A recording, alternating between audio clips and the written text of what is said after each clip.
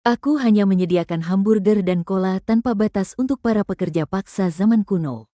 Dan mereka baru boleh istirahat setelah bekerja 10 jam sehari, bahkan hanya bisa makan ayam lada Sichuan di akhir pekan. Kukira para pekerja akan segera memberontak, tapi di hari pertama, mereka sudah tidak tahan lagi. Tuan, apakah ini makanan terakhir kita? Pada hari ketiga, para pekerja menjadi panik. Tuan, jangan-jangan Anda mau menjadikan kami prajurit bunuh diri? Sampai pada hari ketujuh, semua pekerja datang ke hadapanku. Tuan, siapa yang ingin Anda bunuh? Kami akan bantu Anda membunuhnya. Nyawa ini milik Anda. Setelah sebulan, para pekerja secara aneh memakaikanku. Sebuah jubah kuning bermotif naga. Tuan, cuacanya sudah dingin. Pakailah baju tambahan. Aku memegang jubah naga itu dan melihatnya cukup lama. Aduh, kalian semua benar-benar mencelakakanku. Aku, sang kaisar, sangat setia pada negara ini. Sama sekali tidak ada niat buruk.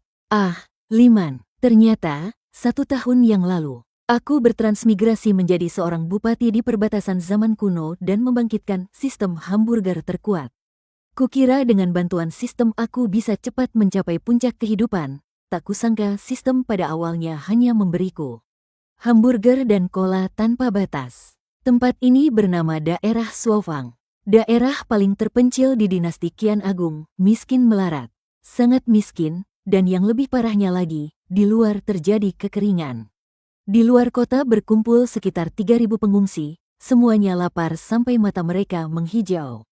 Tembok kotanya sudah bobrok dan bergoyang saat tertiup angin. Menurut ingatan di kepalaku, 3 hari lagi, benteng angin hitam dari gunung terdekat akan turun untuk meminjam gandum, yang artinya adalah membantai seluruh kota.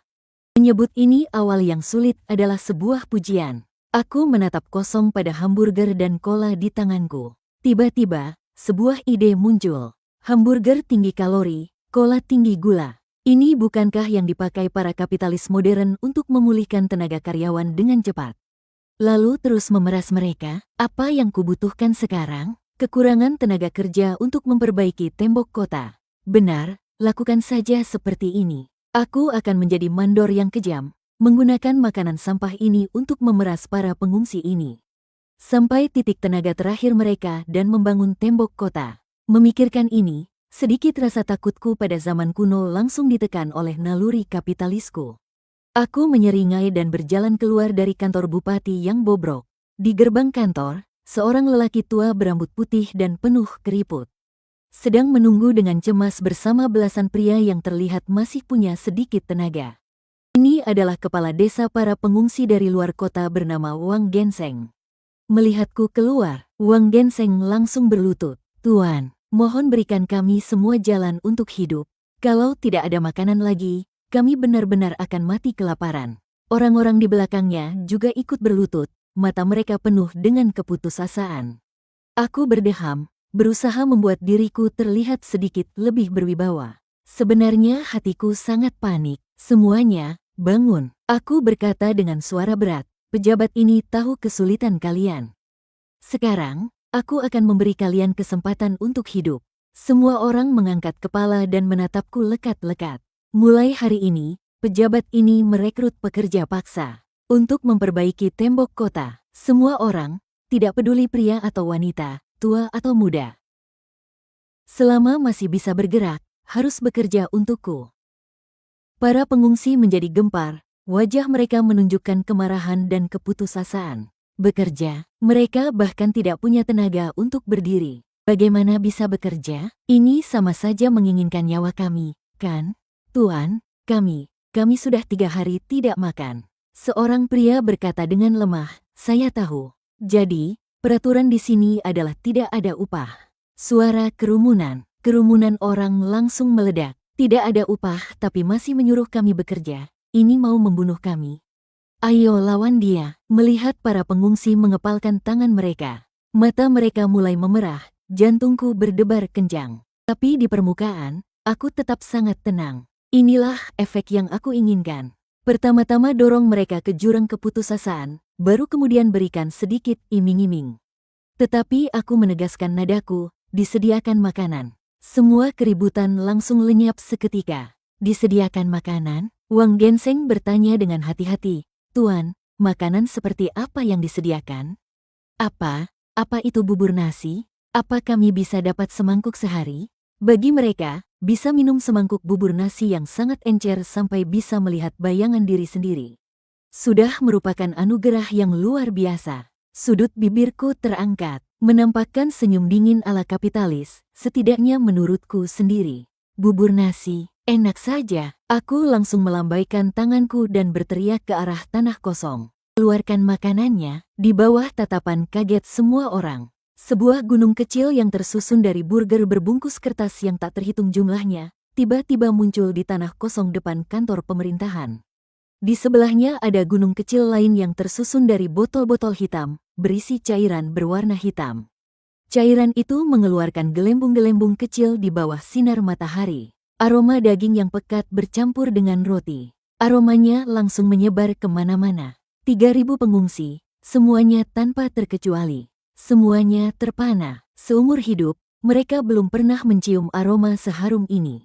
Apa ini? Ini, tepung terigu putih. Aku menciumnya. Ini roti yang terbuat dari tepung terigu putih. Di dalamnya, sepertinya ada daging. Semua orang menatap lekat-lekat ke gunung burger itu. Terdengar suara menelan ludah dari tenggorokan mereka. Aku sangat puas dengan efek yang mengejutkan ini. Aku mengambil burger di tanganku dan menggigitnya dalam satu gigitan besar. Sari dagingnya langsung meledak di dalam mulut. Inilah jatah makanan kalian, kataku dengan tidak jelas. Setiap orang, sebelum bekerja, ambil satu burger dan sebotol air.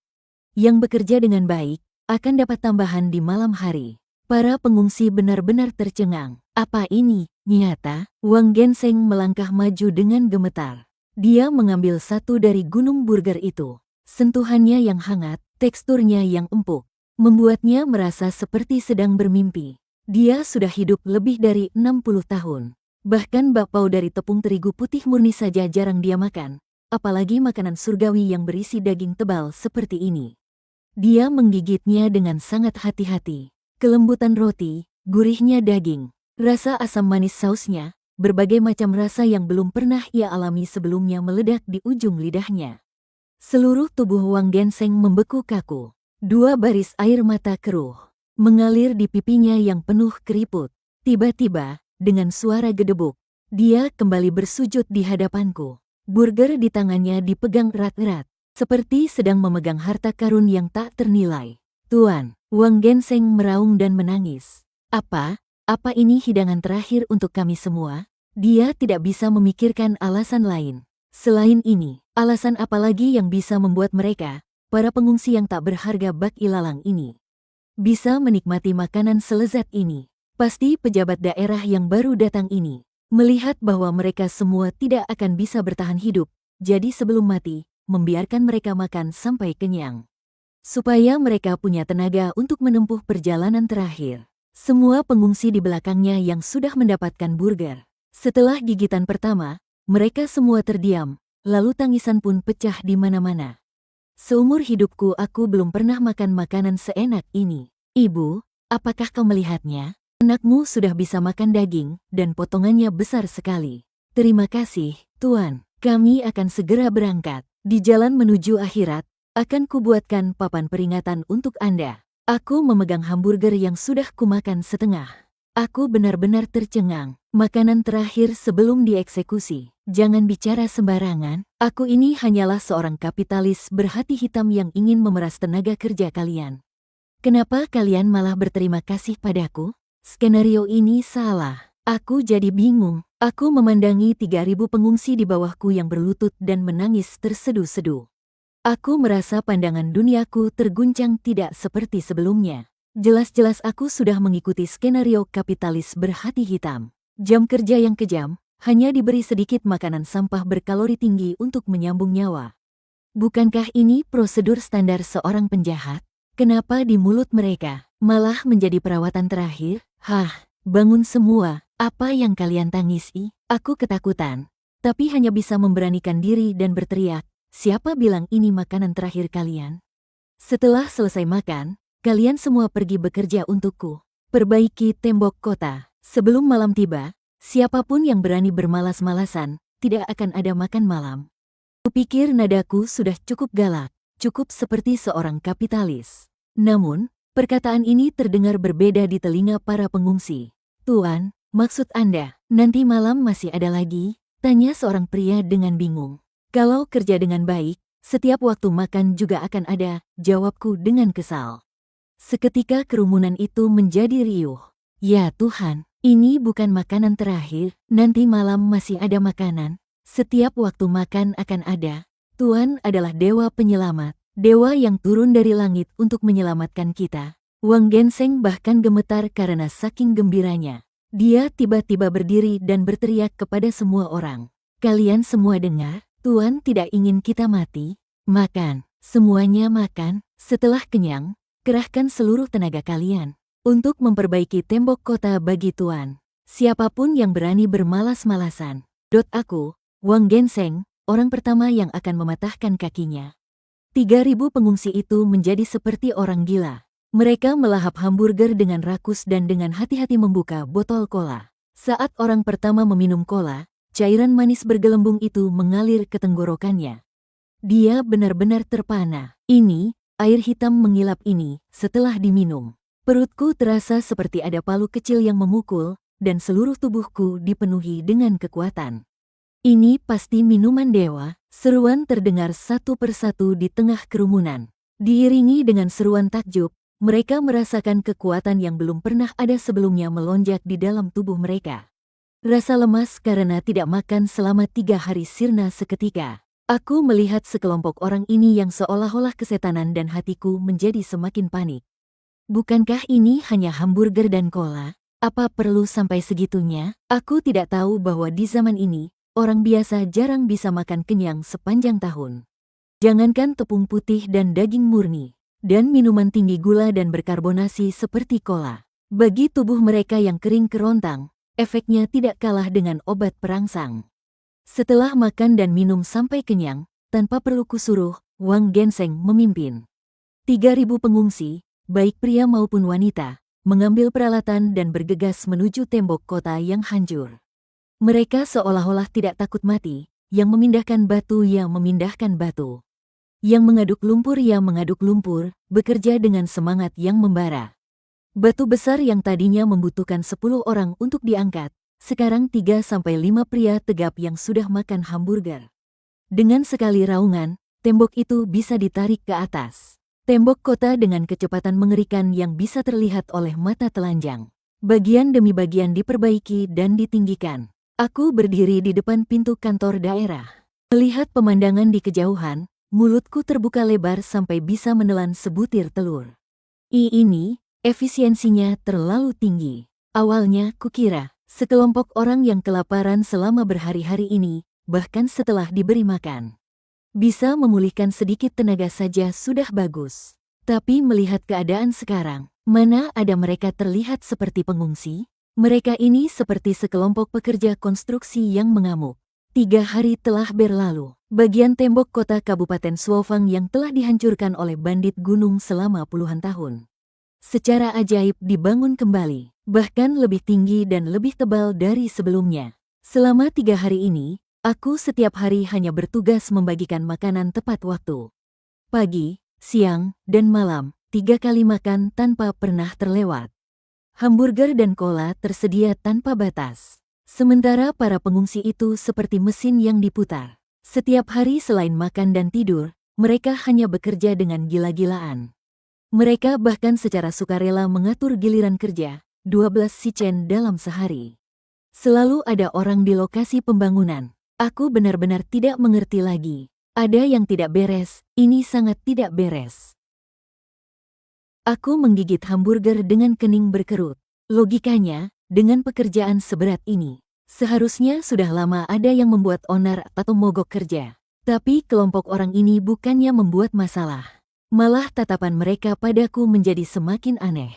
Tatapan seperti apa ya? Bukan rasa terima kasih, melainkan fanatisme. Bahkan ada sedikit rasa hormat dan ketakutan. Apa sebenarnya yang mereka pikirkan? Aku tidak bisa memahaminya. Aku memutuskan untuk pergi ke barak pekerja di malam hari, untuk mendengar apa yang mereka bicarakan. Malam sudah larut, tidak ada api yang dinyalakan di barak, tetapi semua orang belum tidur. Mereka duduk berkerumun dalam kegelapan, suasananya sangat tegang. Wang Genseng duduk di paling tengah, merendahkan suaranya, dan mulai berbicara dengan raut wajah yang serius. Saudara-saudara, ayo bicara. Apa yang kalian rasakan selama 3 hari ini? Seorang pria tegap berkata dengan suara berat, kepala desa. Aku merasa tenagaku seperti tidak ada habisnya. Dulu aku susah payah mengangkat karung seberat 100 jin. Sekarang, batu seberat 200 jin bisa kuangkat dengan satu tangan. Dan aku merasa, setelah makan makanan dewa yang diberikan Tuan, penyakit-penyakit lamaku sudah banyak yang sembuh, sahut orang lain. Yang paling penting adalah minuman dewa itu, kata seorang pemuda dengan bersemangat. Setiap hari bekerja sampai sangat lelah, tapi begitu minum seteguk, semangat langsung pulih 100 kali lipat. Ini jelas bukan barang biasa. Wang Genseng mengangguk, raut wajahnya menjadi semakin serius. Aku yang tua ini sudah hidup lebih dari 60 tahun, sudah cukup banyak melihat dunia.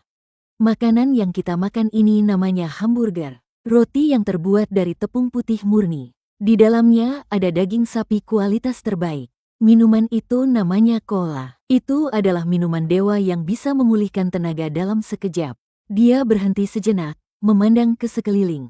Pernahkah kalian berpikir, makanan dengan kualitas seperti ini? Jangankan kita para pengungsi, bahkan pasukan elit pengawal istana di ibu kota pun mungkin tidak akan bisa memakannya. Semua orang terdiam. Suara napas mereka menjadi berat. Ya, ini terlalu tidak masuk akal. Wang Genseng berkata kata demi kata, aku yang tua ini sudah memikirkannya berulang kali. Hanya ada satu kemungkinan, pandangan semua orang terpusat padanya. Tuan besar, dia sedang melatih pasukan. Dan dia melatih kita untuk menjadi pasukan berani mati tingkat tertinggi. Begitu dua kata, pasukan bunuh diri, terucap, udara di seluruh barak seolah membeku. Pasukan bunuh diri, apa itu? Itu adalah orang-orang yang dipelihara oleh para bangsawan. Alat yang khusus digunakan untuk menjalankan misi bunuh diri. Mereka menikmati perlakuan terbaik, makan makanan terbaik, tujuannya adalah agar di saat-saat genting, mereka tidak ragu-ragu mengorbankan nyawa mereka. Pak Kepala Desa, maksud Anda, Tuan memberi kita makanan seenak ini karena ingin kita pergi mati? Seseorang bertanya dengan gemetar. Bodoh. Wang Gen berteriak pelan. Apa ini namanya pergi mati? Ini adalah kesempatan emas. Dia berdiri, suaranya dipenuhi semangat yang aneh. Kita ini apa? Kita ini pengungsi, kita ini lumpur busuk. Tapi sekarang, Tuan telah memberi kita martabat yang belum pernah kita miliki. Membuat kita bisa makan makanan yang hanya bisa dimakan oleh para dewa. Kenapa beliau tidak mengatakannya secara langsung? Itu karena ini adalah rahasia. Membentuk pasukan bunuh diri tingkat tertinggi. Ini adalah masalah besar yang bahkan bisa mengguncang istana kekaisaran. Tuan tidak mengatakannya karena takut informasinya bocor. Beliau takut kita akan cemas dan ketakutan. Kita tidak boleh tidak tahu berterima kasih. Tuan telah memberi kita kehidupan baru. Kita harus menyerahkan nyawa ini kembali kepada Tuan. Kata-kata Wang Gen bagaikan api, menyulut kerendahan hati semua orang. Harapan dan fanatisme yang terpendam di dalam hati mereka. Pak Kepala Desa benar, nyawa ini milik Tuan. Mulai hari ini, aku adalah pasukan bunuh diri milik Tuan. Siapapun yang berani tidak menghormati Tuan, aku yang akan pertama kali mencabik-cabiknya. Para pekerja menjadi sangat bersemangat, bahkan ada yang menggigit jarinya hingga berdarah. Untuk menulis sumpah darah di dinding sebagai bukti tekad. Tepat pada saat itu, tirai pintu barak yang rusak itu tersingkap. Aku masuk sambil menguap. Aku hanya ingin melihat apakah orang-orang ini sudah tidur atau belum. Sekalian mengingatkan mereka agar jangan bekerja terlalu keras. Kalau sampai mati mendadak, reputasiku sebagai kapitalis berhati hitam akan terbukti. Tengah malam tidak tidur. Kalian semua berkumpul di sini untuk apa? Semangat sekali. Ya, aku bertanya dengan santai. Besok santai saja. Cepatlah tidur. Selesai bicara, aku menguap lagi, lalu berbalik dan pergi. Begitu aku pergi, seluruh barak menjadi sunyi senyap. Setelah beberapa lama, barulah Wang Gen berbicara dengan gemetar, suaranya dipenuhi kegembiraan dan rasa takut. Kalian semua lihat, kan? Lihat, kan? Tuan, beliau masih berpatroli larut malam. Menguji kesetiaan kita. Tadi kita hampir saja membuat keributan. Kalau sampai Tuan menganggap tekad kita tidak kuat dan tidak bisa diandalkan, maka akibatnya tidak terbayangkan. Jadi begitu, Tuan menyuruh kita tidur lebih awal, itu adalah isyarat agar kita mengumpulkan tenaga untuk bersiap jika dibutuhkan. Betapa bodohnya kita ini. Hampir saja kita menyia-nyiakan niat baik Tuan. Semua orang pun tersadar. Melihat ke arah kepergianku, tatapan fanatik di mata mereka semakin dalam. Mereka serentak merendahkan tubuh mereka, gerakannya rapi dan seragam. Mereka bersujud tanpa suara ke arah pintu. Aturan pertama pasukan bunuh diri. Pahami secara mendalam setiap isyarat dari Tuan. Tembok kota sudah selesai diperbaiki. Beban berat di hatiku akhirnya terangkat separuh. Tapi separuh lainnya justru terasa semakin berat. Benteng angin hitam. Berdasarkan ingatan menyedihkan yang ditinggalkan oleh hakim daerah sebelumnya, gerombolan bandit gunung ini bukanlah gerombolan sembarangan. Lebih dari 800 orang, semuanya adalah penjahat nekat yang mempertaruhkan nyawa. Pemimpin benteng, Hei Xuanfeng, adalah orang kejam yang mampu merobek harimau dengan tangan kosong. Batas waktunya 3 hari. Hari ini adalah hari terakhir. Aku gelisah sepanjang hari. Aku mondar-mandir di kantor daerah yang bobrok, membuat lantai yang sudah tidak rata menjadi semakin berlubang. Bagaimana ini? Bagaimana ini? Aku terus menggumamkannya. Telapak tanganku penuh dengan keringat. Kabur. Tembok kota sekarang sudah diperbaiki, tapi begitu gerbangnya ditutup, aku tidak akan bisa lari keluar. Lagi pula, di luar sana hanya hutan belantara. Aku ini seorang budak korporat modern. Kalau lari keluar, kalau tidak dimakan serigala liar, pasti akan dibantai oleh pengungsi lain yang menganggapku mangsa empuk. Menyerah, jangan bercanda. Dengan sifat orang-orang dari benteng Heifeng itu, begitu masuk kota, mereka pasti akan membakar, membunuh, menjarah, dan melakukan segala kejahatan. Aku, kepala daerah ini, pastilah yang pertama digantung di menara gerbang kota untuk dikeringkan. Melawan mereka secara langsung, di bawahku hanya ada sekelompok pengungsi yang baru bisa makan kenyang selama beberapa hari. Meskipun kekuatan mereka sudah bertambah banyak, tapi mereka bahkan tidak punya satupun pedang yang layak. Sedangkan benteng Heifeng memiliki 800 bandit yang kuat dan ganas, dengan perlengkapan yang sangat baik. Sistem, apa kau di sana? Aku berteriak panik dalam hati. Apa ada paket hadiah pemula versi upgrade? Beri aku senjata api dan amunisi atau apapun. Senjata kuno pun boleh. Sistem sama sekali tidak merespons. Di saat genting seperti ini, dia malah pura-pura mati. Aku sangat marah sampai ingin memaki. Aku sekarang seperti pemain sial yang baru saja menghabiskan uang untuk game. Tapi ternyata item yang didapat tidak bisa untuk mengalahkan bos sama sekali. Aku bahkan merasa ingin mati saja. Waktu berlalu sedikit demi sedikit. Matahari perlahan-lahan condong ke barat. Cahaya jingganya menyinari tembok Kabupaten Suofang yang hancur. Bukannya terasa hangat, malah memancarkan firasat buruk yang berwarna darah. Lapor. Sebuah teriakan melengking terdengar dari atas tembok kota. Seorang pria yang bertugas sebagai pengintai jatuh terguling-guling dari tangga dan bergegas masuk ke kantor daerah.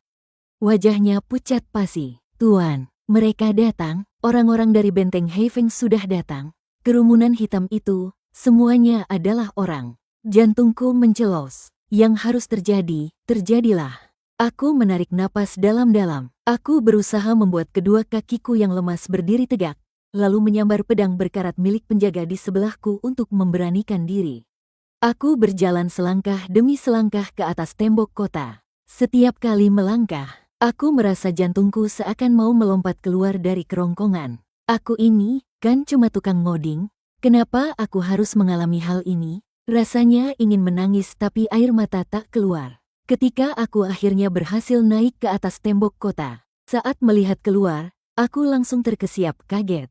Kulihat di cakrawala yang jauh, kepulan debu membubung tinggi. Sekelompok besar bayangan hitam bergerak cepat menuju Kabupaten Suofang. Dilihat sekilas, paling tidak ada 700 hingga 800 orang, semuanya menunggang kuda.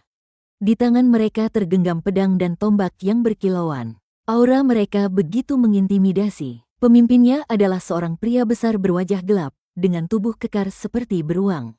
Di bahunya tersampir kapak raksasa, bahkan dari kejauhan pun aku bisa merasakan aura ganas yang mematikan darinya. Gawat, kali ini riwayatku benar-benar tamat. Pedang di tanganku jatuh ke tanah dengan suara celang. Aku merasa seperti akan kencing di celana kapan saja. Para pengungsi di atas tembok kota juga melihat pemandangan ini, wajah mereka semua menjadi pucat karena ketakutan. Tubuh mereka gemetar hebat, meskipun mereka sudah bisa makan kenyang selama beberapa hari, dan kekuatan mereka bertambah. Tapi pada dasarnya mereka hanyalah orang biasa yang takut mati. Menghadapi pemandangan seperti ini, hanya segelintir orang yang kakinya tidak menjadi lemas. Hahaha, bocah-bocah tengik di dalam kota. Kakek angin hitammu ini datang untuk meminjam gandum. Si angin puyuh hitam menghentikan kudanya di bawah kota. Sambil menodongkan kapaknya ke arahku di atas tembok kota, suaranya menggelegar seperti guntur. Kalau kalian tahu diri, buka gerbang kota dengan patuh. Serahkan gandum dan para wanita, dan kakek ini masih bisa membiarkan kalian sekeluarga hidup. Kalau tidak, di hari kota ini jatuh, tak akan kusisakan ayam dan anjing sekalipun. Sombong sekali, aku gemetar karena marah, setengahnya karena takut, setengahnya lagi benar-benar karena marah.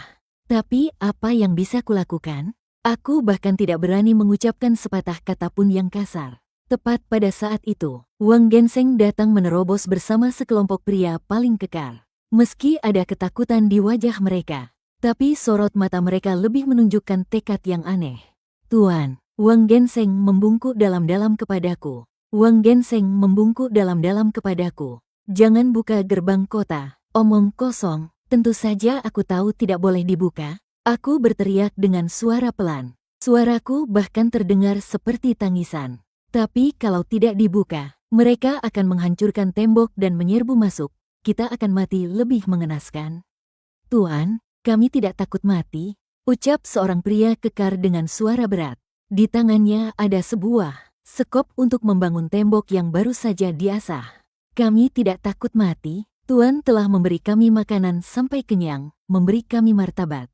Nyawa ini milik Tuan, ayo kita lawan mereka. Paling parah juga mati, mati dalam pertempuran juga sama saja mati. Setidaknya kita mati dengan perut kenyang. Mata sekelompok pria ini memerah.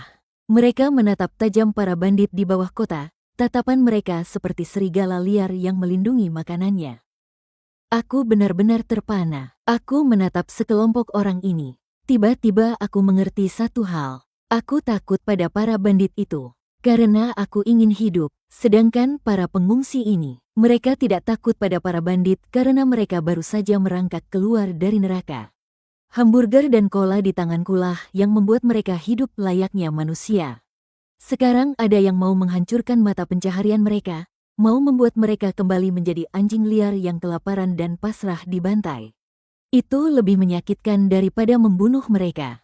Tuan, Wang Genseng kembali berbicara, suaranya serak namun tegas. Tolong berikan perintah, kami rela bertempur sampai mati demi Tuan. Bertempur sampai mati demi Tuan. Teriakan 3.000 orang menyatu. Samar-samar berhasil menekan aura angkuh 800 bandit sangar di bawah kota. Aku menatap mereka. Hatiku bergejolak, bertempur sampai mati. Kalian mau bertempur pakai apa? Pakai sekop dan cangkul? Tapi, melihat wajah mereka yang penuh tekad itu, aku tahu aku sudah tidak punya jalan mundur. Kalau sekarang aku berani bilang tidak, mungkin sebelum para bandit itu masuk, sekelompok pejuang fanatik ini akan mencabik-cabikku lebih dulu. Lakukan saja, aku menggertakkan gigi. Mati ya mati saja, datang ke dunia ini lalu mati konyol dipenggal. Lebih baik menyeret 800 bandit itu ke neraka bersama-sama. Setidaknya tidak sendirian di jalan kematian. Baik, aku mengambil pisau di tanah. Aku berteriak sekuat tenaga, buka gerbang kota. Wang Genseng dan semua orang tercengang. Buka gerbang kota, ini sama saja cari mati, kan? Buka gerbang kota, mataku juga memerah. Aku menunjuk ke arah pasukan angin puyuh hitam di bawah. Suaraku menjadi melengking karena emosi. Bukankah mereka ingin masuk? Cepat berikan pedang pada 800 orang itu. Kita lihat apakah tinju 3.000 orang kita ini lebih keras. Aku nekat, toh kita semua akan mati. Bertahan di dalam kota sama saja dengan pasrah menunggu mati. Serbu keluar. Mungkin masih ada 1 dari 10.000 kesempatan untuk bertahan hidup. Wang Genseng menatapku yang terlihat seperti orang gila. Awalnya dia tertegun, lalu menunjukkan ekspresi penuh pengertian dan kekaguman yang luar biasa. Ternyata begitu, Tuan Panglima ingin mencari kehidupan dalam keputusasaan. Aku sudah menduganya sejak awal. Gerombolan tak teratur seperti kita ini tidak akan bisa mempertahankan tembok kota.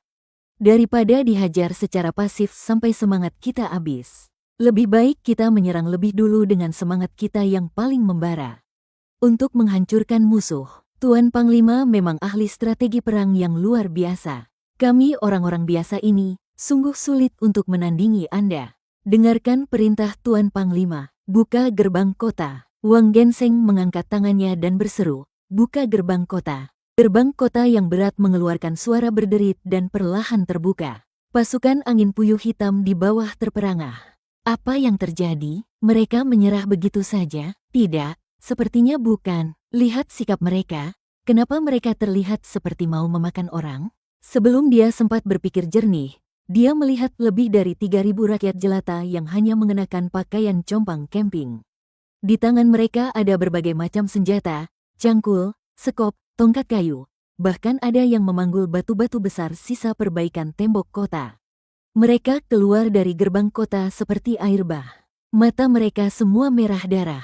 Mulut mereka mengeluarkan raungan yang tidak jelas. Wajah mereka menunjukkan kegilaan yang nekat. Demi hamburger, seorang pria berteriak marah. Dia mengayunkan cangkul di tangannya dan langsung menghantamkannya ke kaki kuda seorang perampok. Demi kola, pria lain memeluk sebuah batu seberat puluhan kilogram. Dengan sekuat tenaga, dia melemparkannya ke arah kerumunan yang paling padat. Siapa yang berani merebut makananku, akan kubuat dia tidak bisa makan lagi selamanya. Para perampok ganas dari benteng angin hitam benar-benar bingung. Mereka pernah membunuh orang, tapi mereka belum pernah melihat pemandangan seperti ini. Ini bukan rakyat jelata, ini jelas sekelompok iblis yang merangkak keluar dari neraka. Apa mereka tidak sayang nyawa? Seorang perampok menebas lengan seorang warga, darah segar mengalir deras. Warga itu bahkan tidak mengerang sedikit pun, sebaliknya dia langsung menggigit leher perampok itu.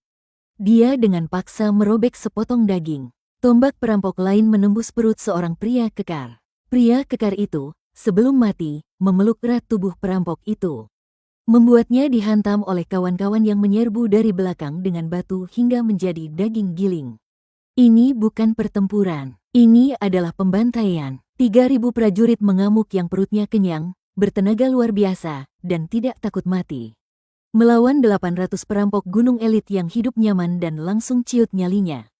Pertempuran sudah berat sebelah sejak awal. Aku berdiri di atas tembok kota, menyaksikan pemandangan di bawah. Betisku terus gemetar. Aku tadinya mengira ini akan menjadi pertempuran berdarah yang sengit. Tapi aku tidak pernah menyangka, ternyata ini adalah pembantaian sepihak. Gerombolan rakyat jelata itu, bukan.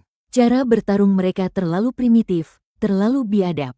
Ini terlalu efektif. Mereka tidak punya strategi, tidak ada taktik. Satu-satunya keyakinan mereka adalah membunuh musuh di hadapan mereka yang mau merebut hamburger mereka.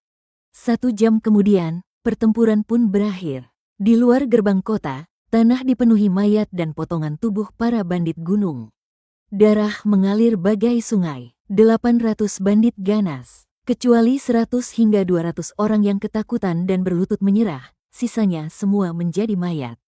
Sementara 3.000 pasukan berani mati itu, meskipun semuanya terluka, sekujur tubuh berlumuran darah, tetapi yang tumbang, ternyata tidak sampai 100 orang. Angin puyuh hitam, pemimpin benteng yang sombong itu, ditindih hidup-hidup ke tanah oleh belasan pria kekar. Keempat anggota tubuhnya dihancurkan dengan batu, diseret seperti anjing mati ke bawah tembok kota. 3.000 orang, seluruh tubuh mereka memancarkan aroma darah kental dan aura membunuh. Berdiri diam di luar kota. Lalu, di bawah pimpinan Wang Genseng, mereka serentak berbalik badan, menghadap ke arahku di atas tembok kota, dengan suara gemuruh. 3.000 orang itu berlutut dengan satu kaki. Senjata sederhana di tangan mereka ditancapkan ke tanah, suaranya serempak dan teratur. Menggetarkan jiwa, Wang Genseng mengangkat kepalanya. Wajahnya yang berlumuran darah menunjukkan fanatisme dan pemujaan yang belum pernah ada sebelumnya. Dia menggunakan seluruh kekuatannya untuk mengeluarkan raungan yang memekakkan telinga. Siapapun yang ingin Anda bunuh, akan kami bunuh untuk Anda. Nyawa ini milik Anda. Suara 3.000 orang menyatu menjadi arus deras, membubung ke angkasa. Aku berdiri di atas tembok kota. Diterpa aura membunuh yang mengguncang langit dan suara kesetiaan yang fanatik ini, aku hanya merasa pandanganku menjadi gelap. Kakiku tidak bisa lagi menahan berat badanku, dan aku terduduk lemas di tanah. Sial, ini sudah di luar kendali. Bibirku gemetar, wajahku pucat pasi. Pada saat yang sama, di atas sebatang pohon besar tidak jauh dari sana, sesosok bayangan hitam yang mengenakan pakaian malam sedang menatapku di bawah kota dengan tatapan seolah melihat iblis. Dan juga 3.000 pasukan berani mati yang seperti dewa iblis yang turun ke dunia. Dia dengan gemetar mengeluarkan pena dan kertas dari sakunya. Memanfaatkan sisa cahaya matahari terbenam, dengan kecepatan tertinggi dia menulis sebaris kalimat. Hakim daerah Suofang, Lin Yuan, diam-diam mengumpulkan 3.000 pasukan dewa iblis. Tanpa bersusah payah, membantai 800 bandit ganas dari benteng angin hitam. Orang ini memiliki ambisi setinggi langit, siasatnya sangat dalam. Dikhawatirkan memiliki niat berkhianat, sangat mendesak. Dia memasukkan surat itu ke dalam tabung bambu kecil, mengikatnya di kaki seekor merpati pos. Dengan sekuat tenaga, dia melemparkannya ke langit. Merpati itu mengepakkan sayapnya, terbang dengan cepat ke arah ibu kota. Aku digotong kembali ke kantor daerah oleh Wang Genseng dan yang lainnya. Saat itu aku benar-benar lumpuh karena ketakutan. Tangan dan kakiku dingin, pikiranku benar-benar kosong. Membiarkan sekelompok pria kekar berlumuran darah itu membopongku kembali seperti mengangkat babi. Saat aku sadar kembali, aku sudah duduk di kursi kebesaranku yang hampir reyot di kantor hakim daerah. Di bawah, kerumunan orang berlutut, dipimpin oleh Wang Genseng. Dia sudah mengobati lukanya sekadarnya, tapi noda darah di wajah dan tubuhnya belum sempat dibersihkan. Ditambah dengan tatapan matanya yang fanatik, dia terlihat lebih seperti penjahat daripada bandit dari benteng angin hitam. Tuan, 800 bandit ganas dari benteng angin hitam, membunuh 623 orang, menawan 177 orang. Pemimpin benteng Hei Xuanfeng telah kami lumpuhkan keempat anggota badannya, menunggu perintah Tuan. Suara Wang Genseng lantang, penuh dengan kebanggaan dan seolah ingin meminta pujian. Mendengar laporan perang ini, bibirku mulai bergetar lagi. Membunuh lebih dari 600 orang, menawan lebih dari 100 orang. Ya ampun, ini pembantaian. Beberapa hari yang lalu mereka masih pengungsi kelaparan yang sekarat dan bahkan tidak bisa berdiri tegak. Sekarang mereka telah menjadi sekelompok dewa pembunuh yang bisa membantai bandit ganas seperti memotong sayur. Perubahan ini terlalu cepat, begitu cepat hingga jantungku sedikit tidak tahan. Apa kekuatan hamburger dan cola seseram ini? Berdirilah semuanya. Aku ingin membuat diriku terlihat sedikit lebih berwibawa, tetapi suaraku bergetar tak karuan. Korban jiwa, di pihak kita, bagaimana dengan korban jiwanya? Lapor, Tuan. Wang Genseng membusungkan dadanya dengan wajah bangga. Dari pihak kita, 92 saudara kita tewas dalam pertempuran. Lebih dari 150 orang luka berat, sisanya hanya luka ringan. Tidak akan memengaruhi pekerjaan besok. Aku terdiam, 92 orang tewas. Meskipun jika dibandingkan dengan hasil pertempuran, angka ini sangat kecil hingga sulit dipercaya, tetapi itu tetaplah 92 nyawa manusia. Hatiku terasa sedikit sesak. Orang-orang ini mati demi melindungi apa yang kusebut sumber penghidupan. Saudara-saudara yang tewas dalam pertempuran harus dimakamkan dengan layak. Aku menghela napas. Suaraku menjadi berat. Lupakan soal keluarga. Mereka juga sudah tidak punya keluarga lagi. Carikan tempat yang bagus. Biarkan mereka beristirahat dengan tenang. Untuk uang duka, aku ingin mengatakan akan memberikan uang duka, tetapi saat aku merogoh kantongku, ternyata kosong melompong. Keuangan seluruh kabupaten Suofang ini minus. Apa yang bisa kuberikan? Tetapi Wang Genseng sepertinya bisa membaca pikiranku. Dia langsung berkata, Tuan tidak perlu khawatir.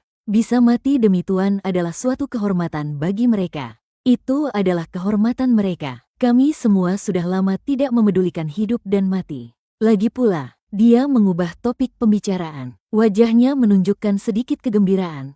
Tuan, kita kaya raya. Para bandit dari benteng Heifeng itu. Kami menemukan banyak emas dan perak dari mereka, juga kuda dan senjata mereka. Ini cukup bagi kita untuk mengadakan pemakaman yang layak bagi saudara-saudara kita yang telah gugur. Ternyata ada kabar baik seperti ini. Mataku berbinar, rasa sedihku barusan langsung memudar.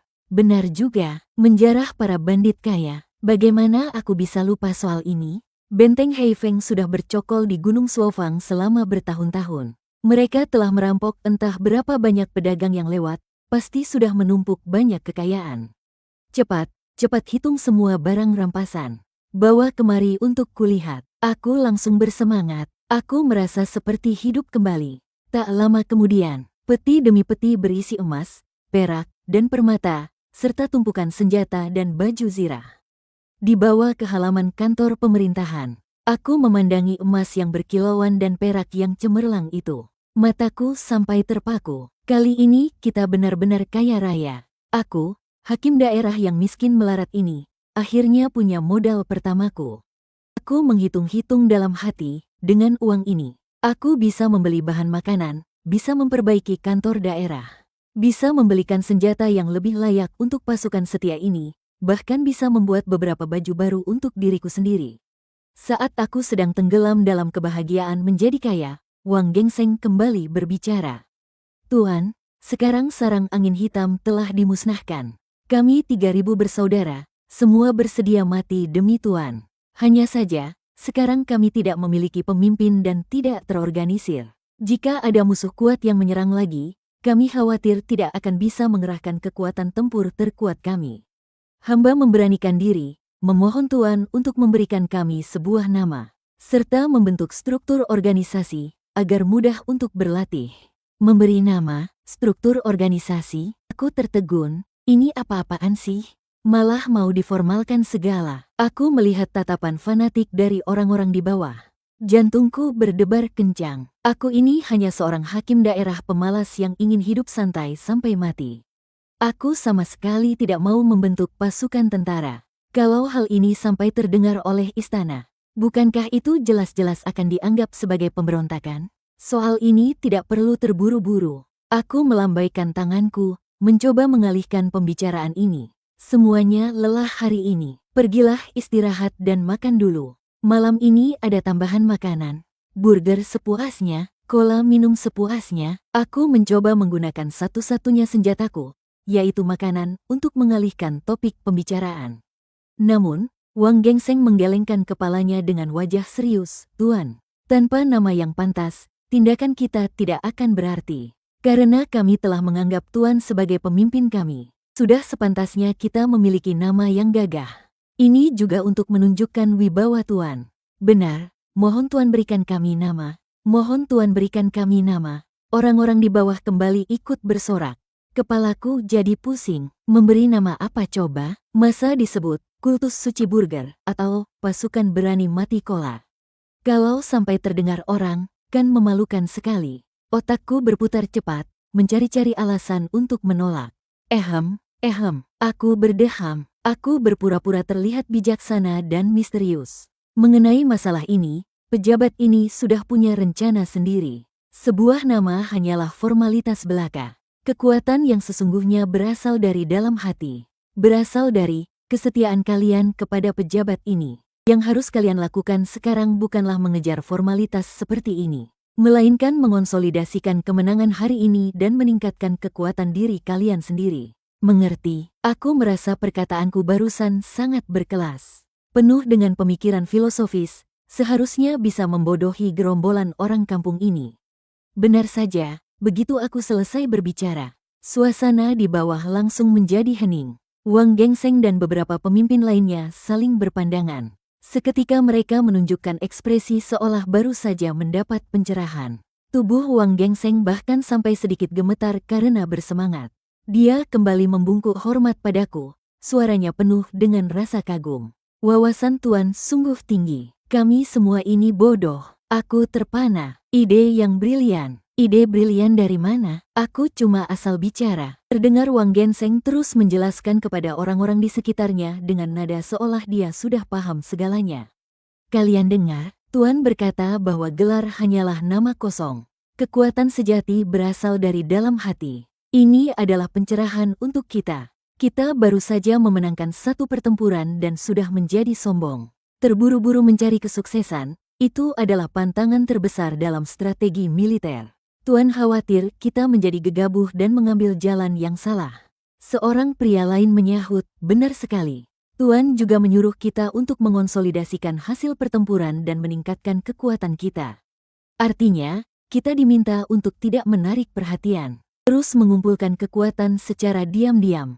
Ini yang disebut naga tersembunyi di jurang yang dalam. Tuan sedang memainkan sebuah permainan catur yang besar. Ternyata begitu. Tuan ingin kita menyembunyikan kekuatan sambil menunggu saat yang tepat. Maksud Tuan adalah, sekarang bukan saatnya untuk menunjukkan pasukan dewa kita ini. Aku mengerti. Yang harus kita lakukan sekarang adalah merekrut para tawanan dan membagikan senjata. Lalu mengadakan latihan yang lebih keras lagi. Menunggu sampai waktunya tiba. Begitu Tuan memberi komando, kita bisa melesat ke langit. Tuan berpikir sangat jauh ke depan. Kami semua benar-benar tidak ada apa-apanya. Mendengarkan diskusi mereka, aku jadi bengong. Naga tersembunyi di jurang, menyembunyikan kekuatan dan menunggu saat yang tepat. Memainkan permainan catur yang besar. Apa-apaan yang kalian bicarakan ini? Aku kan cuma tidak mau cari masalah. Kenapa kalian sepertinya lebih mengerti maksudku daripada diriku sendiri? Aku merasa benar-benar tidak sefrekuensi dengan orang-orang ini. Yang kupikirkan adalah bagaimana caranya bertahan hidup, bagaimana menjalani hari demi hari. Sedangkan sekelompok orang ini malah sudah membayangkan sendiri satu set skenario untuk menaklukkan dunia. Bahkan mendorongku ke posisi pemeran utama. Tuan, kami mengerti. Wang Genseng mengangkat kepalanya. Tatapannya sangat teguh. Kami tidak akan mengecewakan kerja keras Tuan. Mulai hari ini, kami akan menyebut diri kami sebagai kam garda depan. Di masa damai menjadi rakyat, di masa perang menjadi prajurit.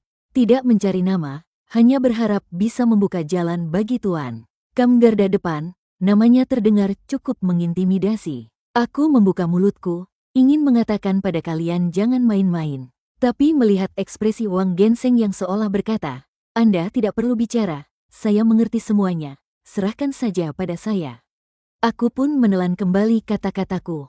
Sudahlah. Biarkan saja mereka. Aku merasa sudah kehilangan kendali atas situasi ini. Kereta perang bernama Kabupaten Suofang ini, pintunya seolah sudah dilas tertutup oleh sekelompok prajurit fanatik yang terlalu bersemangat ini. Dan sedang melaju kencang ke jalan yang sama sekali tidak bisa kuprediksi. Dan aku, sang pengemudi, satu-satunya hal yang bisa kulakukan sekarang. Tampaknya hanyalah mengencangkan sabuk pengaman dan berdoa agar tidak terbalik. Baiklah, kalian urus saja sendiri. Aku melambaikan tanganku dengan lesu. Masukkan semua barang rampasan ke gudang, yang terluka istirahatlah dengan baik. Yang lain, silakan pergi makan. Siap laksanakan. Semua orang menjawab serempak, lalu mundur dengan tertib. Kantor pemerintahan daerah yang besar ini, dalam sekejap hanya tersisa aku seorang diri. Dan juga halaman yang penuh dengan harta karun emas dan perak. Aku memandangi semua harta itu, tapi tidak merasa senang sedikit pun. Aku terduduk lemas di kursi, lalu menghela napas panjang. Aku kan hanya ingin menjadi mandor yang licik, menindas para pekerja, lalu hidup santai menunggu mati saja. Kenapa malah jadi seperti mau memberontak begini? Menurutku, dunia ini benar-benar terlalu gila. Di hari kedua setelah benteng Heifeng dihancurkan, aku baru bangun saat matahari sudah tinggi. Ini adalah tidur paling nyenyak yang pernah dia alami sejak pindah dunia. Terutama karena batinnya lelah. Naik turunnya kejadian kemarin jauh lebih menegangkan dari gabungan semua pengalamanku di kehidupan sebelumnya. Awalnya takut setengah mati, kemudian sangat gembira. Dan akhirnya benar-benar bingung dan pasrah. Sambil mengucek mata, aku berjalan keluar kamar. Aku langsung melihat Wang Genseng sedang sibuk bersama orang-orang di halaman. Halamannya sudah dibersihkan sampai kinclong. Bau anyir darah dari kemarin juga sudah banyak berkurang. Harta emas, perak, dan senjata yang disita sudah ditumpuk rapi berdasarkan jenisnya. Ada orang khusus yang menjaganya. Bahkan gerbang kantor pemerintahan yang berlubang juga sudah diperbaiki semalaman. Semuanya tampak begitu rapi dan teratur. Tuan, Anda sudah bangun? Wang Genseng melihatku, lalu langsung meletakkan pekerjaannya dan berjalan cepat menghampiriku. Dia membungkuk dengan hormat. Aku menguap dan bertanya sekenanya. Kalian semua sedang apa? Tidak perlu memperbaiki tembok kota lagi? Bukankah tembok kotanya sudah selesai diperbaiki? Lapor, Tuan. Wang Genseng menjawab dengan wajah yang serius. Meskipun tembok kota sudah selesai diperbaiki, tapi itu tidak cukup tinggi dan tidak cukup tebal. Kami sudah berdiskusi dan akan membuatnya sesuai standar tembok ibu kota. Tembok kota Suofang akan ditinggikan 3 zang dan ditebalkan 1 zang. Selain itu, kami juga akan menggali parit pertahanan di luar kota. Membangun perangkap dan menara pemanah. Aku mendengarnya dengan bengong. Apa-apaan? Standar ibu kota? Kalian sudah gila, ya? Aku langsung nyeletuk. Daerah Suofang ini kan cuma seuprit. Buat apa membangun pertahanan seheboh itu? Apa kalian kebanyakan uang? Oh, benar juga. Sekarang kita memang punya sedikit uang. Tapi Wang Genseng berkata dengan serius. Tuan, ini bukan karena kami gila. Tapi ini adalah pemikiran yang jauh ke depan. Ambisi Tuan adalah untuk menaklukkan dunia. Daerah Suofang adalah fondasi kita. Jika fondasinya tidak kokoh, bagaimana kita bisa merencanakan hal-hal besar? Sekarang kekuatan kita belum sepenuhnya terungkap. Ini adalah waktu yang tepat untuk memperkuat pertahanan kota dan berkembang secara diam-diam. Mulai lagi deh. Mendengar kata-kata seperti menaklukkan dunia dan merencanakan hal-hal besar, kepalaku jadi pusing. Aku memegang dahiku dan berkata dengan lemas. Stop, Pak Kepala Desa Wang. Anda dengarkan aku. Silakan Tuan, sampaikanlah. Hamba yang tua ini akan mendengarkan dengan saksama. Wang Genseng langsung memasang posisi menyimak. Matanya penuh dengan rasa ingin tahu. Aku ini tidak punya ambisi besar. Aku memutuskan untuk bicara terus terang pada mereka. Coba kita bicarakan baik-baik. Aku hanya ingin semua orang bisa makan, punya tempat tinggal, dan menjalani hidup dengan aman dan tenteram. Bunuh-bunuhan seperti itu terlalu berbahaya. Kedepannya, kalau bisa dihindari, ya dihindari saja. Kita sekarang sudah punya uang. Pertama-tama kita benahi dulu bagian dalam kota ini. Perbaiki jalannya, bangun rumahnya. Biar semua orang hidup sedikit lebih nyaman. Bukankah itu bagus? Aku rasa perkataanku ini tulus dan penuh dengan kepedulian kemanusiaan. Seharusnya bisa menyentuh hati mereka, kan? Namun, setelah Wang Genseng mendengarnya, tubuhnya justru bergetar. Tatapan matanya ke arahku langsung dipenuhi rasa haru dan bersalah. Tuan, suaranya bahkan sedikit tercekat. Kami mengerti. Kamu ngerti apaan lagi? Hatiku langsung deg-degan. Aku punya firasat buruk. Tuan begitu baik hati dan murah hati. Memikirkan seluruh rakyat, sedangkan kami hanya memikirkan bunuh-bunuhan saja. Membangun reputasi dan prestasi, sungguh terlalu berpikiran sempit. Wang Genseng berkata dengan wajah penuh rasa malu, Tuan sedang mengajari kami. Jalan seorang raja sejati, terletak pada menenteramkan rakyat, terletak pada memakmurkan rakyat. Senjata adalah alat yang membawa malapetaka. Orang bijak menggunakannya hanya jika terpaksa. Kami hanya melihat kehebatan dalam menggunakannya, tetapi mengabaikan hati nurani yang terpaksa itu. Tuan, kami mengaku salah. Mulutku ternganga, lama tidak bisa kututup. Apa maksudku seperti itu? Aku, kan cuma tidak mau berperang. Aku cuma mau santai menikmati hidup. Kenapa malah jadi jalan seorang raja dan hati nurani? Jalan pikiran orang-orang ini sebenarnya bagaimana sih? Apa mereka makan hamburger? Sehingga bukan hanya ototnya yang bermutasi, otaknya juga ikut bermutasi. Tuan, tenang saja. Wang Genseng tiba-tiba mengepalkan tangannya. Tatapannya menjadi sangat tegas. Kami mengerti maksud Anda yang mendalam. Untuk melawan musuh dari luar, harus menenangkan keadaan di dalam dulu. Kami akan segera mengumpulkan orang, sambil memperkuat pertahanan kota, sambil memperbaiki kota ini. Kami sama sekali tidak akan mengecewakan harapan Tuan. Kami akan menjadikan kota Suofang Menjadi surga dunia yang pertahanannya sekokoh benteng, sekaligus makmur dan sejahtera. Menjadi pendukung paling kokoh bagi cita-cita besar Tuan. Selesai bicara, dia bahkan tidak menungguku menjawab. Dia berbalik dan langsung pergi mengatur tugas dengan penuh semangat. Benar-benar bersemangat, aku menatap punggungnya. Tanganku terulur, tapi aku tertegun dan tidak bisa berkata sepatah kata pun. Komunikasi gagal. Gagal total. Aku merasa seperti seorang manajer yang mencoba menjelaskan kepada sekelompok penggemar fanatik bahwa idola mereka hanyalah orang biasa, tapi para penggemar malah menganggap idola mereka terlalu rendah hati. Dia itu dewa, sudahlah, aku lelah, terserahlah. Aku menyerah untuk berdebat. Aku sadar kalau berdebat dengan orang-orang ini tidak ada gunanya. Kemampuan mereka untuk berimajinasi sudah menembus langit. Apapun yang aku katakan pasti akan mereka salah artikan menjadi makna yang lain. Biarkan sajalah sesuka hati mereka. Toh, mereka yang bekerja. Tugasku kan cuma membagikan hamburger. Asalkan jangan benar-benar menyeretku untuk memberontak saja. Memperbaiki kota dan membangun rumah juga cukup bagus. Memikirkan hal ini, hatiku kembali bersemangat. Karena kita akan membangun infrastruktur, maka harus ada perencanaan. Bagaimanapun juga, aku ini orang modern. Meskipun bukan lulusan teknik sipil, tapi aku masih punya beberapa konsep dasarnya. Terlebih lagi, sebagai mantan budak korporat 996, aku sangat tahu pentingnya keseimbangan antara kerja dan istirahat. Bukan itu. Aku sangat tahu bagaimana cara memeras nilai lebih dari para pekerja dengan lebih efisien. Sebuah rencana licik yang brilian terbentuk di benaknya. Sore hari, aku memanggil Wang Genseng dan beberapa mandor yang baru diangkat ke kantor daerah. Mulai hari ini, aku akan mengumumkan beberapa peraturan baru. Kalian harus melaksanakannya dengan ketat. Aku duduk di kursi kebesaranku, berusaha membuat diriku terlihat seperti pemimpin yang tegas. Wang Genseng dan yang lainnya langsung berdiri tegak. Dengan ekspresi penuh perhatian, mohon petunjuknya, Tuan. Pertama, mengenai jam kerja. Aku mengangkat satu jari. Mulai sekarang, jam kerja setiap hari ditetapkan selama 10 sichen.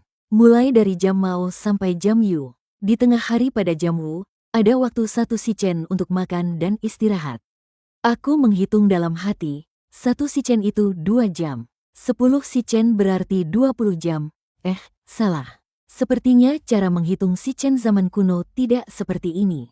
Aku ingat satu hari itu 12 sichen. Jam Mao itu dari jam 5 sampai jam 7 pagi. Kalau dihitung-hitung, jam kerjanya sekitar 12 jam. Ini adalah berkah 996 standar, bahkan sedikit lebih. Bagi orang-orang kuno ini, seharusnya ini sudah termasuk intensitas yang sangat tinggi. Namun, setelah Wang Genseng dan yang lainnya mendengarkan, mereka justru memasang wajah bingung. Tuan, maksud Anda, setiap hari hanya perlu bekerja selama 13 sichen? Wang Genseng bertanya dengan hati-hati. Iya, benar. Memangnya ada masalah? Tapi, Wang Genseng tampak sangat bingung. Sebelumnya, kami semua bekerja bergiliran. 24 sichen sehari, lokasi pembangunan tidak pernah berhenti. Sekarang setiap hari hanya bekerja 12 sichen, lalu sisa waktunya kami harus melakukan apa? Bukankah ini akan menunda jadwal pembangunan? Aku hampir saja menyemburkan darah. Apa aku mengeluh kalian kurang banyak bekerja? Aku takut kalian mati jatuh. Kalian ini para raja persaingan. Bahkan kapitalis sepertiku saja tidak tahan melihatnya. Aku memaksakan diri untuk menjelaskan. Ini adalah perintah. Kesehatan adalah modal utama. Tanpa tubuh yang sehat, bagaimana kalian bisa berkontribusi untukku, untuk daerah Suofang? Bekerja dan beristirahat harus seimbang agar bisa bertahan lama. Ini adalah caraku dalam membina prajurit. Aku sudah tidak bisa mengarang lagi. Terpaksa aku menghubungkannya lagi dengan pembinaan prajurit. Dan benar saja, begitu mendengar cara membina prajurit, Wang Genseng dan yang lainnya langsung menunjukkan ekspresi, oh, begitu. Tuan sungguh cerdas. Kami hanya tahu cara berlatih keras secara membabi buta, tapi tidak tahu pentingnya istirahat untuk memulihkan tenaga dan menyatukan energi dan darah. Tuan sedang mengajari kami cara berkultivasi, bukan? Aku tidak. Aku tidak ingin berdebat lagi soal ini dan melanjutkan pembicaraan. Peraturan kedua, dan juga yang paling penting. Aku berbicara dengan lebih tegas, semua orang menahan napas. Kedepannya, setiap bekerja 5 hari, akan istirahat selama 2 hari. Aku mengumumkan sebuah berita yang mengejutkan. Kupikir, kali ini seharusnya bisa membuat mereka mengerti kemurahan hatiku, kan? Sistem kerja 5 hari, ini di zaman kuno, adalah fasilitas yang bahkan tak berani mereka bayangkan. Namun, kenyataan sekali lagi memberiku pukulan telak. Suasana di sana hening maut. Wang Genseng dan beberapa pemimpin lainnya menatapku dengan tatapan seolah melihat orang bodoh. Setelah beberapa lama, barulah Wang Genseng menjawab dengan gemetar. Tuan, maksud Anda, setiap 5 hari, akan ada 2 hari kami tidak diizinkan bekerja? Benar, aku mengangguk dengan bangga. Lalu kami makan apa? Seorang pemimpin nyeletuk. Aku tertegun. Tentu saja kalian tetap diberi makan. Hamburger dan cola akan tetap tersedia seperti biasa. Sontak, perkataanku itu seperti menyulut tong mesiu. Wang Genseng tiba-tiba langsung berlutut, air matanya bercucuran. Tuan, sama sekali tidak boleh. Jangan, aku terbelalak. Tuan, Ariman. Wang Genseng berteriak sambil menangis. Hidup kami ini tidak ada harganya. Bisa diterima oleh Tuan dan diberi pekerjaan. Bisa makan sampai kenyang sudah merupakan anugerah yang luar biasa. Sekarang kami belum memberikan jasa apapun, belum merebut sejengkal tanah pun. Bagaimana kami berani menikmati makanan dewa dari Tuan secara cuma-cuma? 2 hari tidak bekerja, malah makan dan minum gratis. Ini akan mendatangkan murka langit. Benar, Tuan, mohon tarik kembali perintah Anda. Kami tidak mau istirahat, kami masih sanggup bekerja. Semua orang di bawah langsung berlutut, satu persatu menangis sejadi-jadinya. Seolah-olah memberikan mereka libur adalah siksaan yang paling kejam. Aku benar-benar putus asa. Aku menutupi wajahku sambil mengerang putus asa. Aku hanya ingin kalian berlibur. Aku hanya ingin menerapkan manajemen yang manusiawi. Kenapa kalian tidak mengerti juga? Ariman, aku merasa bukan sedang mengatur sekelompok manusia. Liman, dan juga, bak ini, tidak bisa kuperbaiki. Pada akhirnya, aku tetap tidak bisa melawan para penggila kerja ini. Usulanku tentang libur 2 hari dalam seminggu ditentang oleh semua orang. Tingkat penolakan mereka begitu sengit, seolah-olah ada yang ingin merebut mata pencaharian mereka. Akhirnya, kami masing-masing mundur selangkah dan mencapai kesepakatan yang menurutku sangat konyol. Bekerja selama 10 hari, dan pada hari istirahatnya, jatah makan dikurangi setengah. Inilah yang diminta oleh Wang Genseng dan yang lainnya sambil menangis.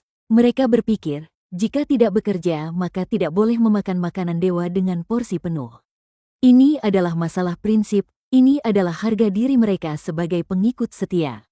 San, apalagi yang bisa kukatakan? Aku hanya bisa setuju. Aku merasa justru akulah yang diperas. Aku merasa justru akulah yang diperas. Lelah batin, tapi setidaknya, peraturannya sudah ditetapkan. Bekerja 12 shichen setiap hari, libur 1 hari setiap 10 hari. Walaupun ini jauh dari niat awalku, setidaknya sekarang sudah ada sistem. Setidaknya mereka tidak bekerja membabi buta seperti sebelumnya. Hari-hari berikutnya, pembangunan Kabupaten Suofang memasuki tahap baru yang lebih gila. Di bawah interpretasi yang benar dari Wang Genseng dan yang lainnya, caraku melatih prajurit dan teori tarik ulurku dianggap sebagai pedoman suci. Mereka mengatur waktu kerja 12 shichen sehari dengan sangat jelas. Pagi hari selama 4 shichen. Mengangkut batu-batu raksasa, menggali fondasi. Mereka menyebutnya latihan penguatan tubuh. Siang hari selama 1 shichen. Makan dan meditasi. Makan dan meditasi. Mereka percaya bahwa burger dan cola mengandung energi yang dahsyat. Harus dimurnikan dengan cara meditasi agar bisa menyerap intisari energinya secara maksimal. Dan meningkatkan ki dan darah. Alhasil, setiap siang, di lokasi konstruksi Kabupaten Suofang akan muncul pemandangan yang aneh. Lebih dari 3.000 pria kekar, masing-masing memegang 1 burger dan sebotol cola. Setelah selesai makan, mereka langsung duduk bersila, memejamkan mata dan memusatkan pikiran. Setiap orang tampak begitu agung dan suci, sesekali dari mulut mereka terdengar suara sendawa yang keras. Saat pertama kali aku melihat pemandangan ini, Kola di mulutku hampir menyembur keluar. Orang-orang ini benar-benar menganggap burger sebagai pil dewa. Sore harinya, kembali kerja fisik dengan intensitas tinggi. Saat malam tiba, setelah selesai bekerja, mereka juga tidak diam. Di bawah arahan Wang Genseng, semua pemuda, termasuk para mantan bandit gunung yang menyerah secara sukarela, harus menjalani latihan keterampilan tempur selama 1 shichen. Yang disebut keterampilan tempur itu adalah dengan menggunakan senjata rampasan, atau bahkan hanya cangkul dan sekop. Untuk saling beradu, mereka tidak punya aturan. Mereka hanya menggunakan tenaga kasar mereka untuk saling menebas dan menghantam. Seketika, di area kosong di luar barak pekerja, setiap malam terdengar suara dentingan dan teriakan yang menggema di langit. Orang yang tidak tahu mungkin mengira ada perang lagi. Aku sudah mati rasa dengan semua ini. Aku malas mengurusnya, dan tidak bisa mengurusnya juga. Tugasku setiap hari adalah datang tepat waktu saat makan, mengeluarkan tumpukan burger dan cola dari sistem, lalu melihat sekelompok orang ini makan dengan lahap, kemudian melihat mereka pergi meditasi, pergi berlatih. Aku merasa diriku bukan seperti seorang kepala daerah, malah lebih seperti penjaga kebun binatang. Waktu berlalu begitu saja. 10 hari telah berlalu. Tibalah hari istirahat pertama. Pagi-pagi sekali, aku terbangun oleh suara teriakan yang menggema. Dengan linglung aku berjalan ke halaman, dan mendapati bahwa orang-orang itu bukannya beristirahat. Malah mereka bangun lebih pagi dari biasanya. Mereka sedang melakukan latihan yang sama sekali tidak kumengerti di area kosong. Ada yang sedang mengangkat batu besar, ada yang sedang bertarung, dan ada juga yang berbaris, menabrakkan diri dengan keras ke deretan tiang kayu, mengeluarkan suara gedebuk yang teredam. Wang Genseng, aku berteriak dengan wajah kesal. Bukankah hari ini hari istirahat? Apa yang sedang kalian lakukan? Wang Genseng berlari menghampiri dengan keringat bercucuran. Tuan, kami ini justru sedang beristirahat. Ini namanya istirahat? Mereka itu mau bunuh diri. Ya, Tuan, Anda salah paham. Anda yang mengajarkan kami untuk bekerja dan beristirahat dengan seimbang. Kami sudah berpikir keras dan akhirnya sadar, bekerja adalah untuk melatih tubuh. Itu adalah latihan fisik. Maka hari istirahat tentu saja untuk melatih energi batin, yaitu latihan ketenangan. Tapi kami menemukan, saat melakukan pertarungan dan benturan berintensitas rendah seperti ini, energi di dalam tubuh, yaitu energi batu abadi yang Anda berikan, akan mengalir lebih cepat. Ini membuktikan kalau menggabungkan gerakan dan ketenangan adalah cara kultivasi tertinggi. Kumohon pada kalian semua, jangan sadar lagi. Kalau kalian terus-terusan sadar seperti ini, apa kalian akan langsung naik ke surga? Aku sudah benar-benar menyerah menjelaskan sains pada orang-orang ini. Sekarang aku hanya ingin tahu satu hal. Kalian hari ini masih mau makan atau tidak? Mau? Tentu saja mau, tapi sesuai perjanjian, jatah makan hari ini dikurangi setengah. Setengah hamburger dan setengah botol cola per orang sudah cukup. Aku menghela napas. Tiba-tiba sebuah ide muncul di benakku. Aku bersiap mengambil makanan dari sistem. Tepat pada saat itu, suara mekanis yang sudah lama tidak terdengar itu tiba-tiba muncul di kepalaku. Terdeteksi populasi di bawah pemerintahan stabil melebihi 3.000. Pembangunan wilayah sudah mulai terbentuk. Tingkat kemakmuran sedikit meningkat. Syarat peningkatan sistem telah terpenuhi. Menu baru terbuka. Ayam lada Sichuan edisi spesial akhir pekan. Deskripsi item, ayam lada Sichuan. Protein tinggi, kalori tinggi. Dilengkapi dengan bumbu spesial. Setelah dimakan, dapat meningkatkan fungsi tubuh penggunanya secara drastis dalam waktu singkat, memasuki kondisi bersemangat. Rasa sakit berkurang, kekuatan dan kecepatan meningkat 30%. Kekuatan dan kecepatan meningkat 30%. Catatan, ini adalah edisi spesial akhir pekan, hanya bisa dibagikan sekali setiap 7 hari. Aku tertegun, sistemnya sudah di-upgrade, dan ada menu baru, ayam lada Sichuan. Aku membaca deskripsinya, mataku sampai berbinar. Meningkatkan kekuatan dan kecepatan, mengurangi rasa sakit. Ini bukankah sama saja dengan ramuan amukan? Meskipun ada waktu jeda selama 7 hari, Tapi benda ini sudah pasti adalah senjata pamungkas di saat-saat genting. Aku sangat gembira. Semua kekesalanku sebelumnya langsung sirna.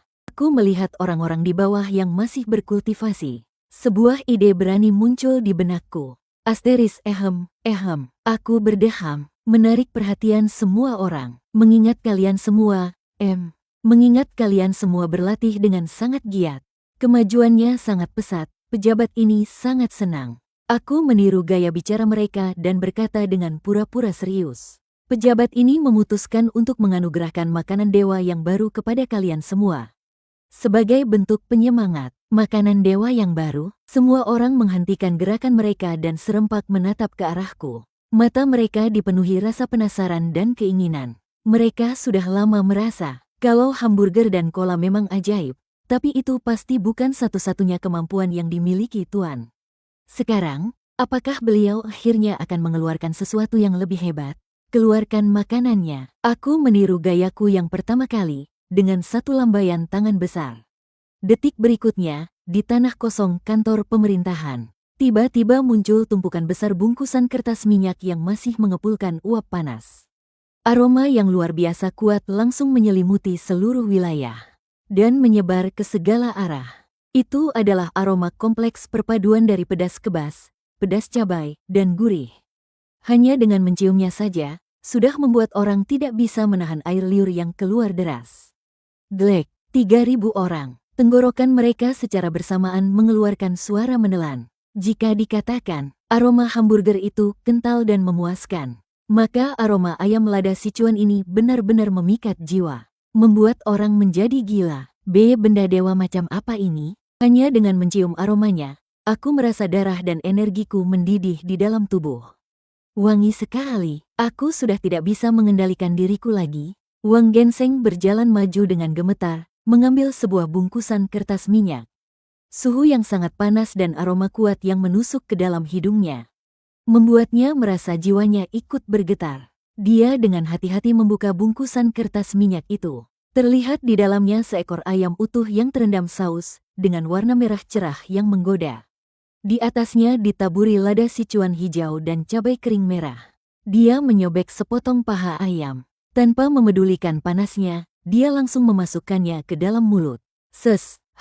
Begitu daging ayam masuk ke mulut, sebuah pengalaman yang belum pernah dirasakan sebelumnya meledak di dalam mulutnya. Dagingnya empuk dan segar, sausnya kental dan kaya rasa. Kemudian, adalah rasa kebas yang menyambar lidah seperti kilat dan rasa pedas yang membakar tenggorokan seperti api.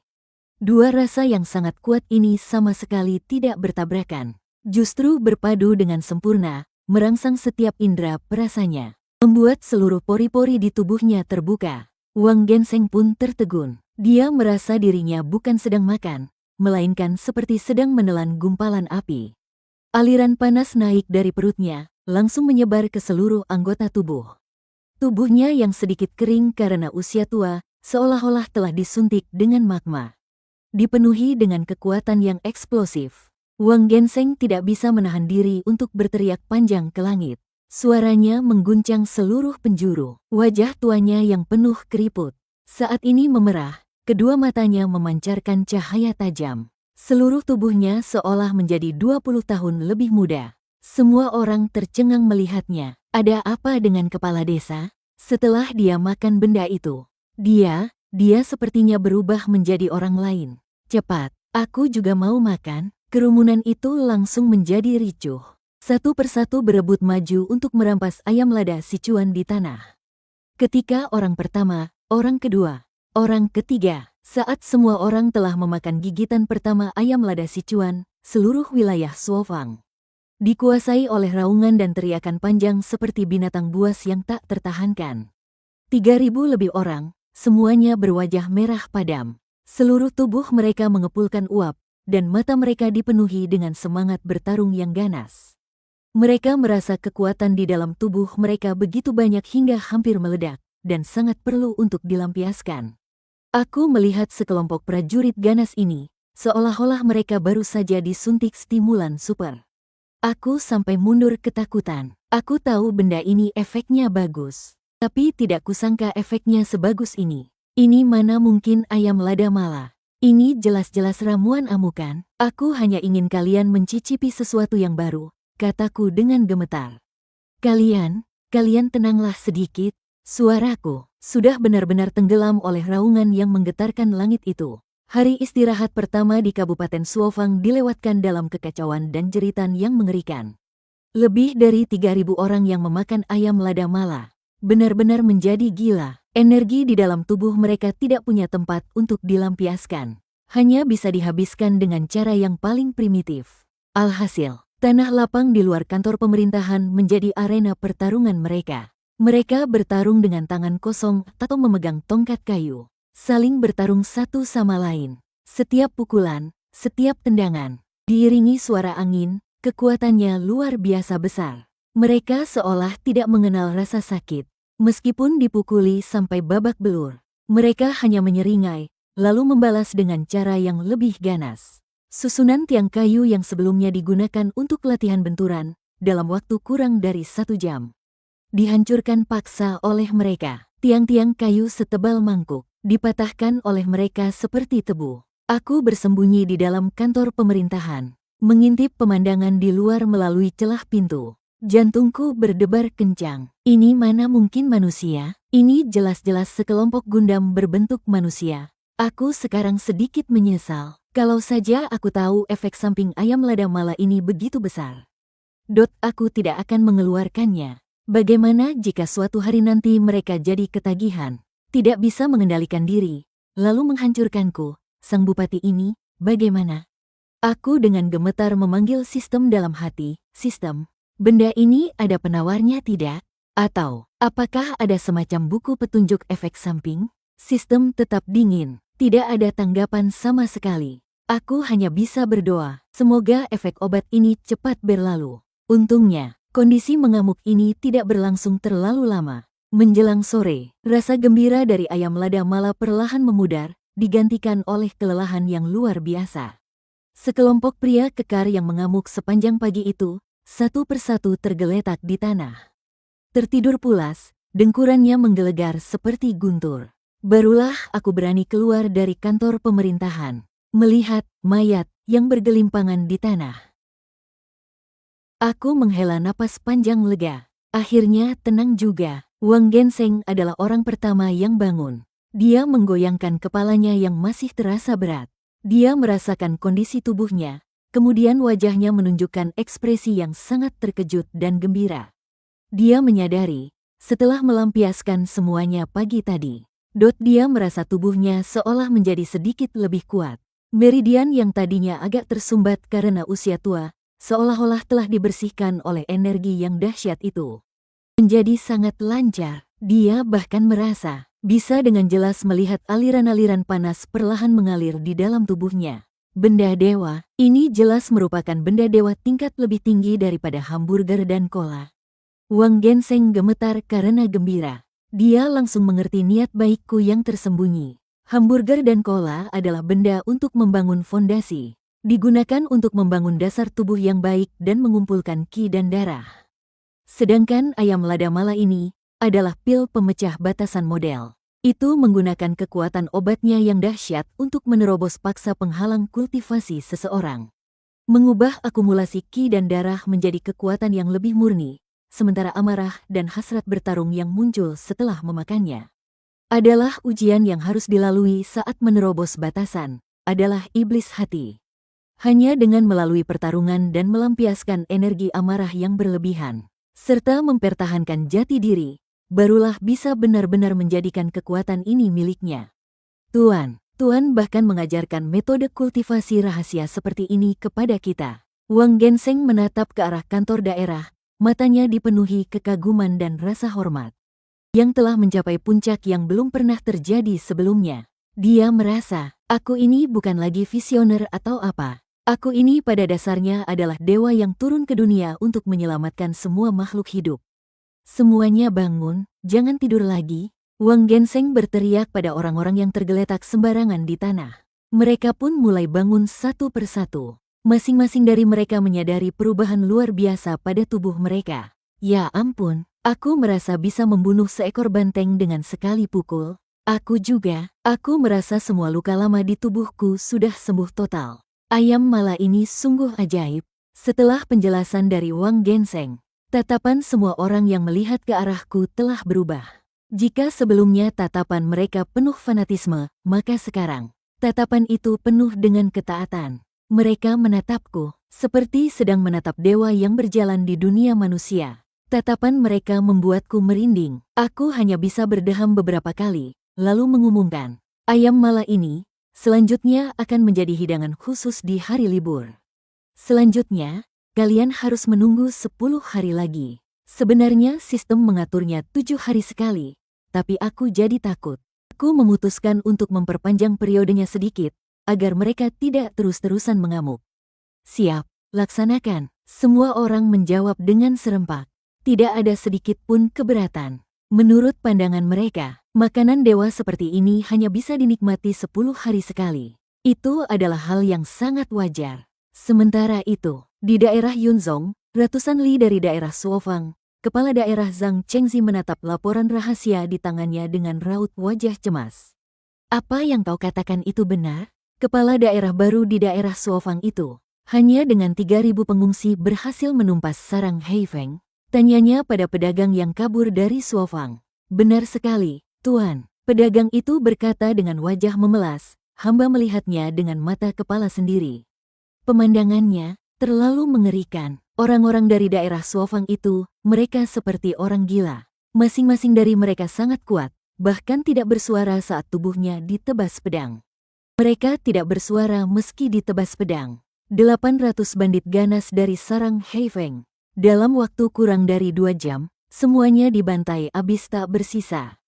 Zhang Chengzi tersentak kaget. Dia tahu betul kekuatan sarang Heifeng. Bahkan pasukan reguler di daerah Yunzong miliknya pun tidak berani sembarangan memprovokasi mereka. Si Lin Yuan itu, sebenarnya siapa dia? Bagaimana bisa dia punya kemampuan sehebat itu? Terlebih lagi, Tuan, Lin Yuan itu sangat kaya raya. Pedagang itu menambahkan, makanan yang dia berikan kepada para pengungsi itu adalah semacam roti putih yang diisi dengan daging tebal. Minumannya adalah air manis berwarna hitam. Setelah benteng angin hitam dimusnahkan, semua harta karun emas dan perak, kuda, serta senjatanya, semuanya ditelan habis olehnya. Pao daging putih, air manis hitam. Zhang Chengzi mengerutkan keningnya. Perlakuan seperti ini benar-benar tidak pernah terdengar. Hatinya langsung bergejolak. Daerah Suofang itu miskinnya bukan main. Ini adalah hal yang diketahui semua orang.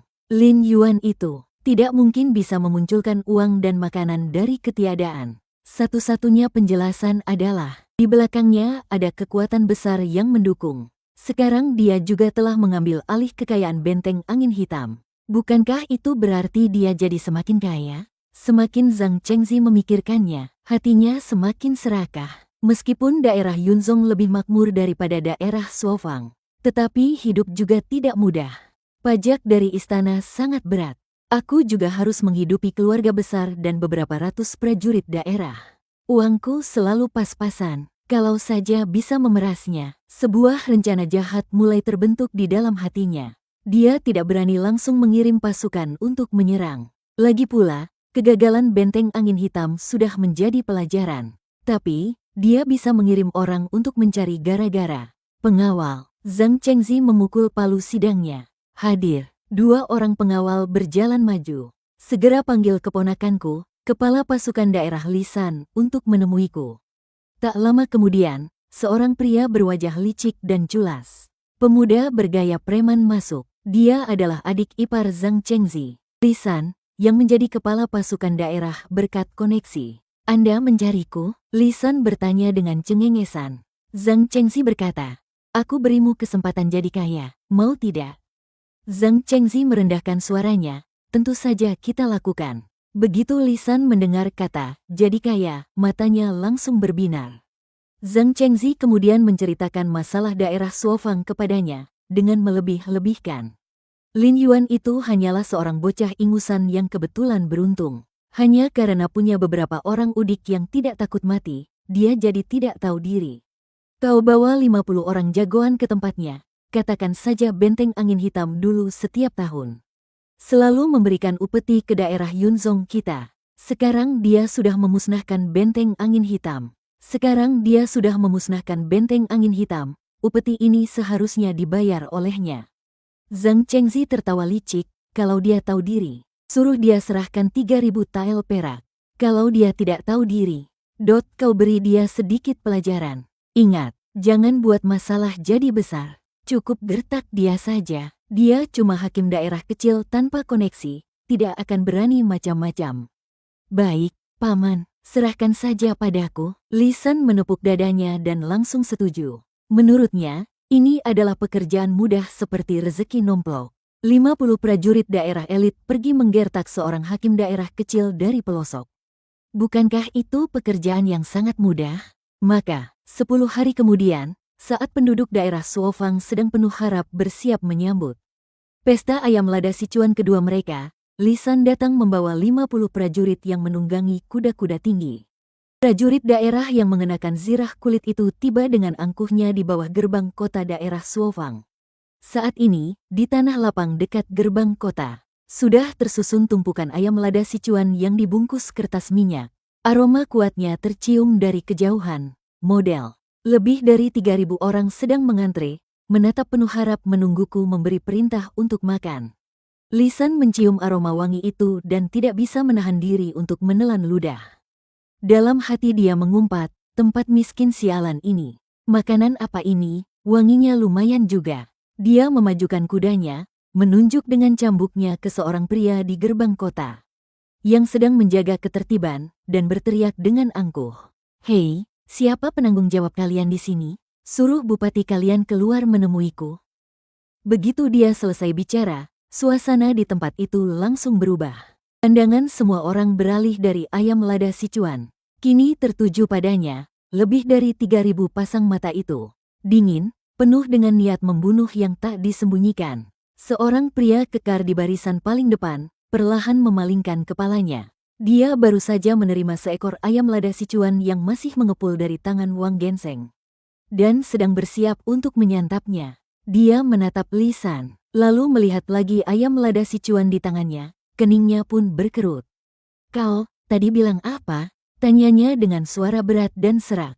Ku bilang, suruh bupati kalian keluar. Li San masih belum menyadari bahayanya, dan masih tetap sombong dan angkuh.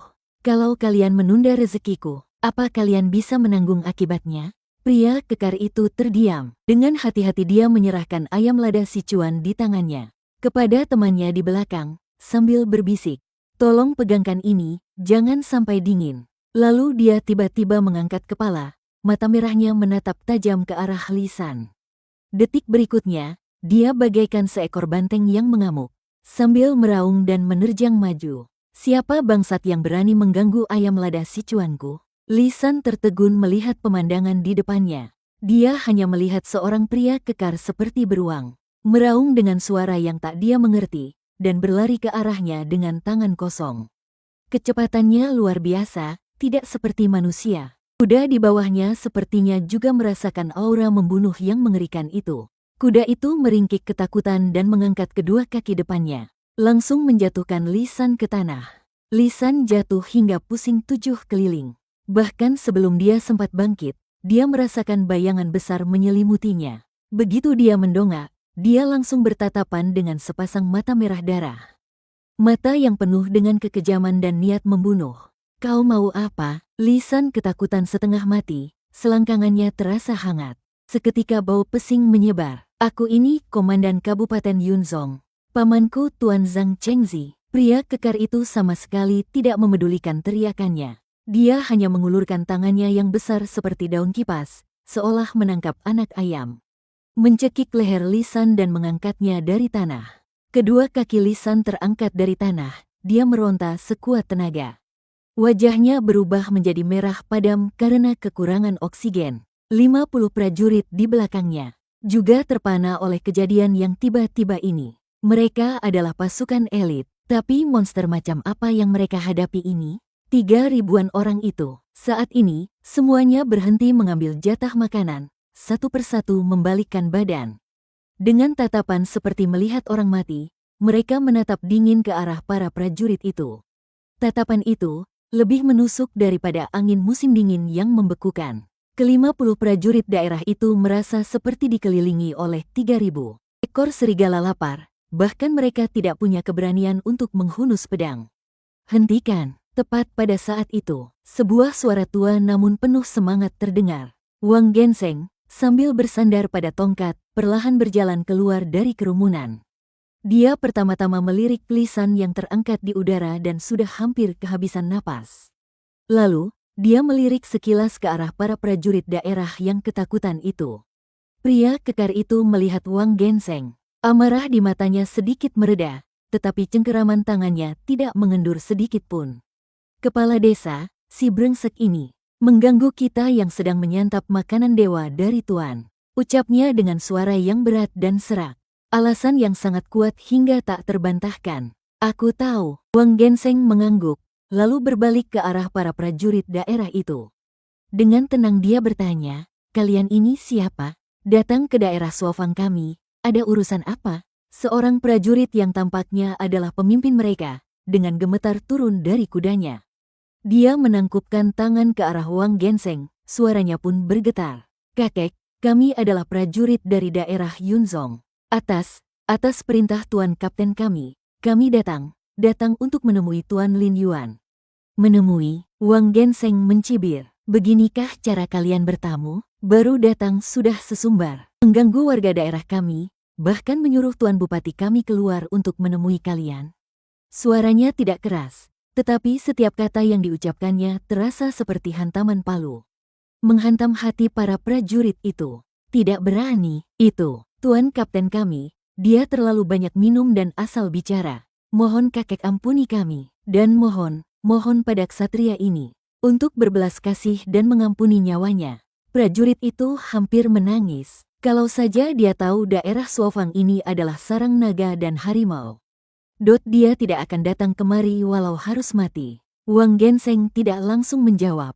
Dia menoleh, melihat ke arah kantor daerah. Aku sudah sejak tadi terganggu oleh keributan di luar dan sedang bersembunyi di balik pintu.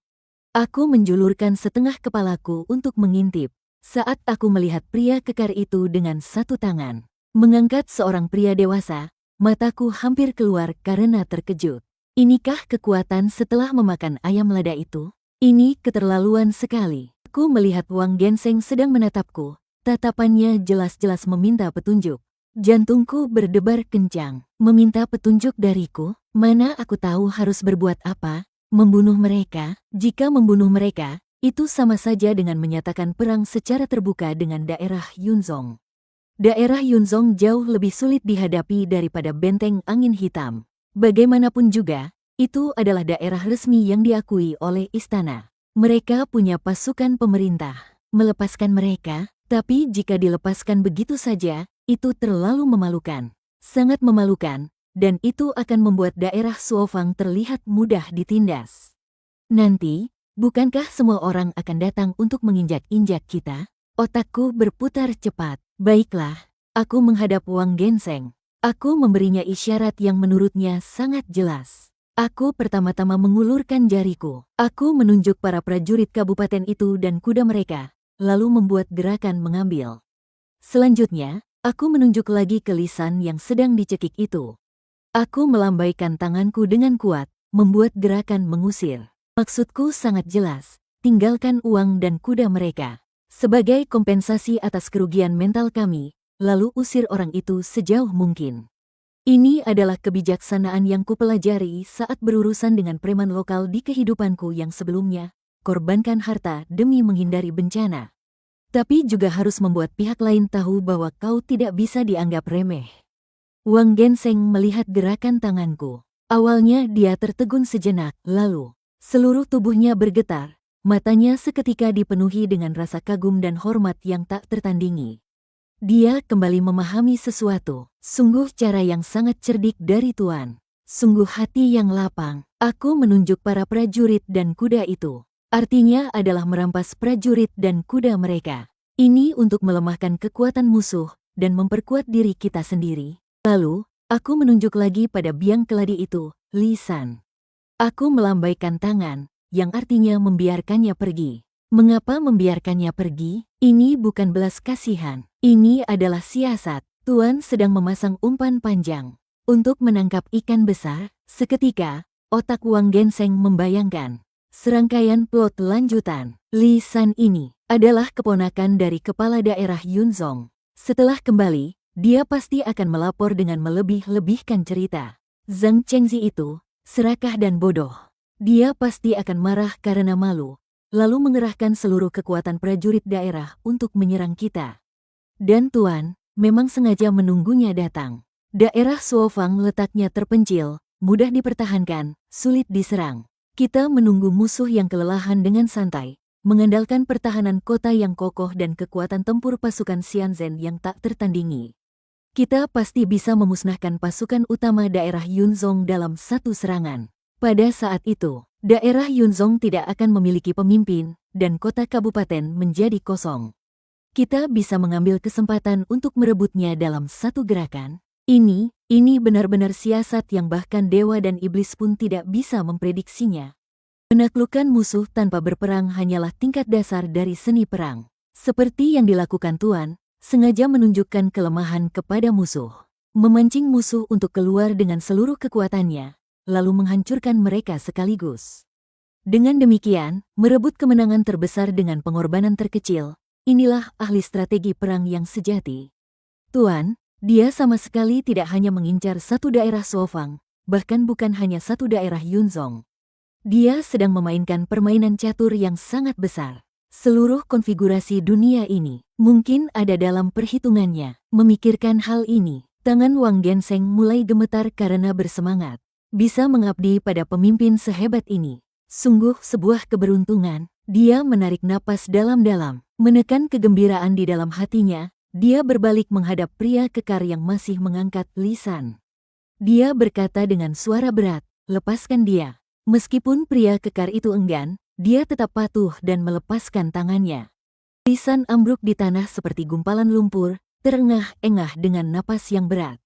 Area selangkangannya basah kuyup. "Kuda-kuda kalian, Dot dan semua barang berharga di tubuh kalian, tinggalkan semuanya." Wang Genseng menunjuk ke 50 prajurit daerah itu dan berkata dengan nada yang tidak bisa dibantah. "Lalu, bawa dia pergi. Beritahu hakim daerah kalian, Zhang Chengzi. Daerah Suofangku ini bukanlah tempatnya untuk berbuat onar. Kali ini, Tuan Lin berbaik hati.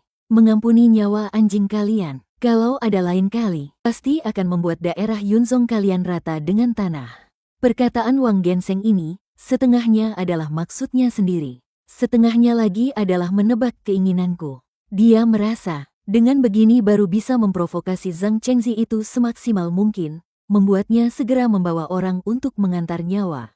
Mana berani ke-50 prajurit daerah itu melawan? Satu persatu dengan patuh menyerahkan pedang dan perak mereka. Bahkan baju zirah kulit yang sedikit lebih bagus di badan mereka pun ikut dilepaskan dan ditumpuk di tanah. Lalu beberapa orang memapah lisan yang sudah ketakutan setengah mati, dan lari tunggang langgang ke arah daerah Yunzong. Melihat mereka lari terbirit-birit, para penduduk daerah Suofang meledak dalam sorak-sorai yang menggema. "Tuan gagah berani, pasukan Xianzhen gagah berani." Aku yang melihat kejadian ini dari balik pintu, mengangguk dengan puas. Bagus, Pak Tua Wang ini memang bisa diandalkan. Dia menjalankan niatku dengan sempurna. Sudah dapat keuntungan, juga sudah menunjukkan kekuasaan, tanpa membuat masalah jadi tak terkendali. Sempurna. Dengan hati yang puas, aku berbalik dan kembali ke kantor daerah. Bersiap untuk memeriksa berapa banyak barang rampasan yang didapat kali ini. Aku sama sekali tidak tahu bahwa Wang Genseng sudah mengundang seluruh kekuatan militer daerah Yunzong untuk bertamu ke daerah Suofang atas namaku. Dan para prajurit pasukan Xianzhen yang barusan masih bersorak-sorai, saat ini sudah mengerti maksud dari perkataan Wang Genseng. Mereka semua bersemangat, tatapan mata mereka sama sekali tidak menunjukkan rasa takut akan perang yang akan datang. Malah dipenuhi dengan antisipasi dan kegembiraan. Bagus sekali, ada pertarungan lagi, terakhir kali melawan benteng angin hitam. Masih belum puas, kali ini kita melawan prajurit pemerintah. Kalau kita menang, apa kita bisa makan makanan yang lebih enak dari ayam lada Sichuan? Pasti bisa. Ikut Tuan. setiap hari bisa makan daging, Xianzhen, bertarung setiap hari, Xianzhen, kehidupan seperti ini. Bahkan dewa pun tidak mau menukarnya. Seluruh daerah Suofang dipenuhi dengan suasana aneh yang haus perang. Hanya aku seorang yang masih tenggelam dalam mimpi indah untuk berkembang dengan damai dan menjadi kaya diam-diam. Insiden kunjungan dari daerah Yunzong bagiku hanyalah sebuah selingan kecil. Mendapatkan 50 ekor kuda dan setumpuk senjata serta perak lain-lain. Setelah mengusir segerombolan lalat, masalah ini kuanggap selesai. Aku sama sekali tidak memasukkan ke dalam hati perkataan kejam Wang Genseng yang akan meratakan dengan tanah itu. Aku hanya menganggapnya sebagai gertakan saja. Menurutku, hakim daerah Yunzong itu, selama otaknya tidak bermasalah, setelah melihat keramahan penduduk daerah Suofang, seharusnya akan memilih untuk menyelesaikan masalah dengan damai. Jadi, aku tetap menjalani kehidupanku yang santai sebagai peternak, setiap hari melihat lokasi pembangunan infrastruktur yang ramai. Tepat waktu membagikan hamburger dan cola, dan membagikan ayam lada Sichuan 10 hari sekali.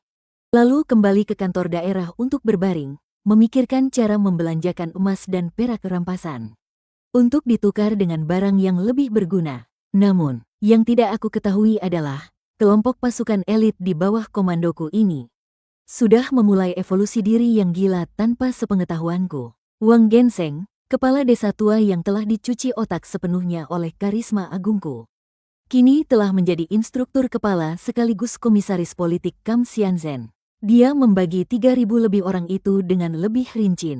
Pertama, adalah komposisi personel. 3.000 pengungsi awal adalah inti mutlak dari Kam Xianzhen. Tingkat kesetiaan mereka paling tinggi, dan fisik mereka juga yang terbaik. Mereka disebut pengikut asli. Kemudian, 100 lebih bandit dari benteng angin hitam yang ditawan. Setelah melalui reformasi pemikiran, yang sebenarnya hanya membuat mereka kelaparan selama 3 hari lalu diberi burger dan cola. Sekarang satu persatu menangis dan berteriak ingin mati demi Tuan Lin. Mereka diorganisir sebagai pasukan pendukung. Dan baru-baru ini, kabar bahwa di atas gunung, di Kabupaten Suofang bisa makan sampai kenyang setiap saat. Bahkan ada daging untuk dimakan, menyebar seolah-olah memiliki sayap. Beberapa pengungsi di sekitar yang tidak bisa bertahan hidup, datang berbondong-bondong membawa keluarga mereka untuk bergabung. Untuk orang-orang ini, Wang Genseng menetapkan prosedur seleksi yang ketat. Orang yang baru datang tidak bisa langsung bergabung dengan Kam Xianzhen. Mereka juga tidak bisa langsung makan burger, hanya bisa minum bubur encer dulu. Melakukan beberapa pekerjaan kasar paling dasar, misalnya membersihkan sampah, membangun saluran air. Tahap ini disebut masa observasi. Hanya mereka yang berkinerja baik selama masa observasi dan menunjukkan kekaguman yang cukup terhadap perbuatan gemilang Tuan Lin yang bisa disetujui untuk masuk ke pasukan cadangan. Pasukan cadangan sudah bisa makan burger, tapi tidak ada cola. Mereka perlu menyelesaikan pekerjaan dengan intensitas yang lebih tinggi dan setiap hari menerima kelas pendidikan ideologi dari Wang Genseng, yang artinya mendengarkan Wang Genseng menyombongkan tentangku, tentang betapa jeniusnya strategiku, betapa baik hati dan agungnya diriku. Hanya setelah lulus semua penilaian pasukan cadangan, mereka akhirnya bisa bersumpah setia menjadi anggota Kam Xianzhen dan menikmati perlakuan resmi berupa burger ditambah cola. Setelah melalui serangkaian proses ini, semua yang berhasil bertahan. Semuanya adalah pengikut fanatik yang berterima kasih dan memujaku secara membabi buta. Aku sama sekali tidak tahu tentang ini. Aku hanya menyadari bahwa populasi di kabupaten sepertinya bertambah baru-baru ini. Jumlah burger yang harus dibagikan setiap hari juga meningkat. Aku bertanya pada Wang Genseng. Wang Genseng hanya berkata, reputasi kebaikan Tuan telah menyebar luas. Para pengungsi semua datang untuk berlindung. Ini adalah pertanda pemerintahan yang benar. Aku mendengarnya dengan bingung, tetapi begitu aku melihat panel sistem, jumlah populasi di bawah pemerintahanku memang meningkat pesat. Ini berhubungan dengan pembukaan menu baru di masa depan. Itu hal yang baik, jadi aku tidak banyak bertanya lagi. Aku menyetujui secara diam-diam tindakan rekrutmen Wang Genseng. Selain manajemen personel, Wang Genseng juga melakukan reformasi besar pada latihan militer. Dia menemukan bahwa hanya melatih kekuatan secara bodoh dan saling tebas satu sama lain, efisiensinya terlalu rendah. Dia berdasarkan pada teori, Burger membangun fondasi, Cola memulihkan energi. Dan, ayam lada Sichuan untuk mode mengamuk, mengembangkan metode latihan baru yang eksklusif untuk Kam Xianzhen. Dia membagi Kam Xianzhen menjadi 3 bagian. Bagian pertama adalah pasukan pedang modal lapis baja berat, yang terdiri dari anggota pengikut asli yang paling tinggi. Dan 1000 terkuat. Latihan mereka setiap hari adalah mengenakan baju zirah sederhana yang dirampas dari benteng angin hitam, yang telah diperbaiki dan diperkuat. Senjata terberat yang mereka pegang sebagian besar adalah palu godam dan kapak bergagang panjang yang telah dimodifikasi. Mereka berlatih menebas dan menyerbu, dan standar makanan mereka adalah yang tertinggi. Setiap hari mereka mendapat jatah 1 hamburger lebih banyak dari yang lain.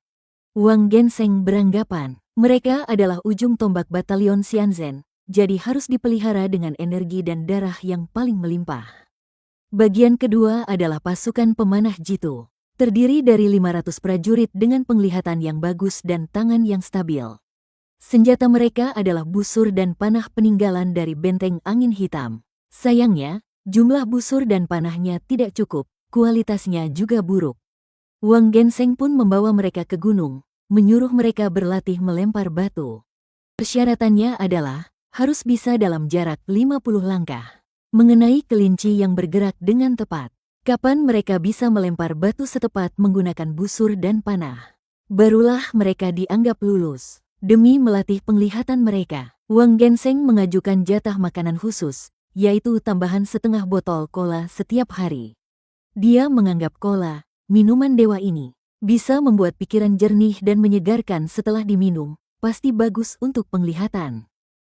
Aku yang mendengar permintaan konyol ini, tadinya ingin menolaknya. Tapi melihat ekspresi fanatik Wang Genseng yang seolah berkata, aku melakukan semua ini demi Anda, tuanku. Demi kekuasaan agung Anda, entah kenapa aku malah menyetujuinya. Bagian ketiga, sekaligus yang jumlahnya paling banyak, adalah batalion serbu Xianzhen, yang terdiri dari orang-orang yang tersisa, termasuk para prajurit pembantu dan anggota resmi yang baru bergabung, semuanya ada di batalion ini. Tugas mereka adalah menjadi pendukung. Mereka adalah pasukan utama dalam membangun kota. Saat perang, mereka akan mengikuti di belakang pasukan pedang Mo baju zirah berat, bertugas menghabisi musuh yang tersisa, membersihkan medan perang, serta menggunakan taktik gelombang manusia untuk menenggelamkan musuh sebagai umpan meriam.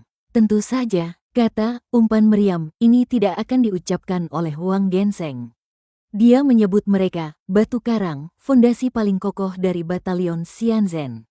Latihan mereka adalah yang paling beragam, mereka berlatih segalanya. Berlatih baris berbaris, berlatih menyerbu, berlatih membunuh orang dengan segala macam peralatan aneh.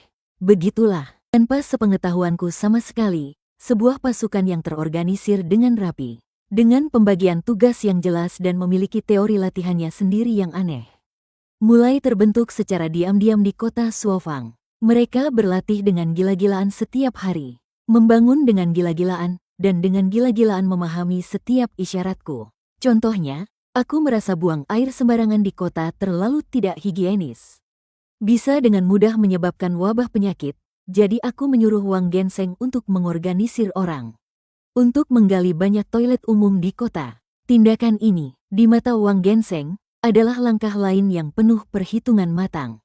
Kalian lihat, tuanku menyuruh kita menggali begitu banyak lubang yang dalam dan besar. Ini disebut lubang persembunyian prajurit. Begitu musuh menerobos masuk ke dalam kota, kita bisa menggunakan terowongan ini untuk melakukan serangan mendadak terhadap musuh. Ini yang disebut pertempuran jalanan. Tuanku bahkan sudah memikirkan taktik untuk kita setelah kota ini jatuh. Sungguh pemikiran yang mendalam. Para prajurit batalion Xianzhen menggali toilet dengan lebih bersemangat daripada membangun tembok kota. Contoh lainnya, aku menyadari kuda-kuda sitaan tidak ada yang bisa merawatnya, beberapa ekor mati. Aku sangat sedih, jadi aku mencari beberapa orang yang kelihatannya sedikit pintar. Mereka ditugaskan khusus untuk mengurus kuda, bahkan diberi jatah makanan tambahan. Setiap hari diberi tambahan setengah hamburger, hal ini di mata Wang Genseng adalah pertanda yang luar biasa. Pasukan berkuda. Tuan akan membentuk pasukan berkuda untuk Kam Xianzhen kita. Pasukan berkuda itu sangatlah berharga. Hanya bisa diemban oleh pasukan elit dari yang paling elit. Tuan sudah mulai mempersiapkan kita untuk penaklukan di masa depan. Bersiap untuk menguasai dataran tengah. Alhasil, beberapa perawat kuda yang terpilih itu seketika menjadi orang yang paling membuat iri di Kam Xianzhen. Mereka menganggap kuda lebih penting dari nyawa mereka sendiri, setiap hari tidur sambil memeluk kuda. Berbicara dengan kuda, mencoba memahami alam tertinggi penyatuan manusia dan kuda.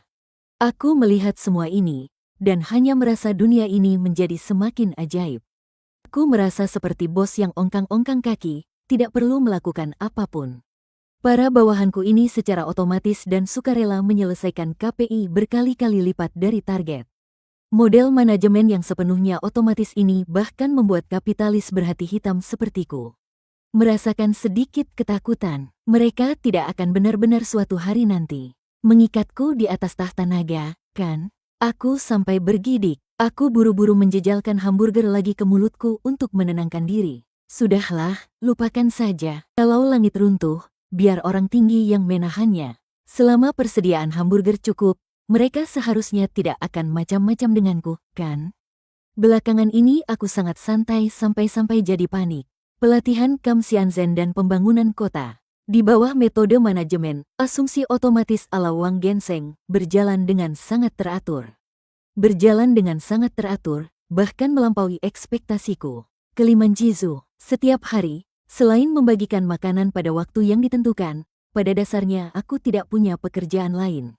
Kehidupan makan tidur seperti ini. Ditambah sesekali menginspeksi pekerjaan, meskipun ini adalah kehidupan yang kuidam-idamkan di kehidupanku yang lalu. Tapi setelah benar-benar menjalaninya, aku merasa ada sesuatu yang kurang. Tidak bisa begini, aku harus mencari kesibukan. Aku duduk di ambang pintu kantor pemerintahan, sambil menggigiti hamburger. Sambil melihat lokasi konstruksi yang berdebu di luar, aku bergumam pada diri sendiri. Bagaimanapun juga aku ini seorang kepala daerah. Tidak mungkin aku hanya jadi bos yang ongkang-ongkang kaki, kan?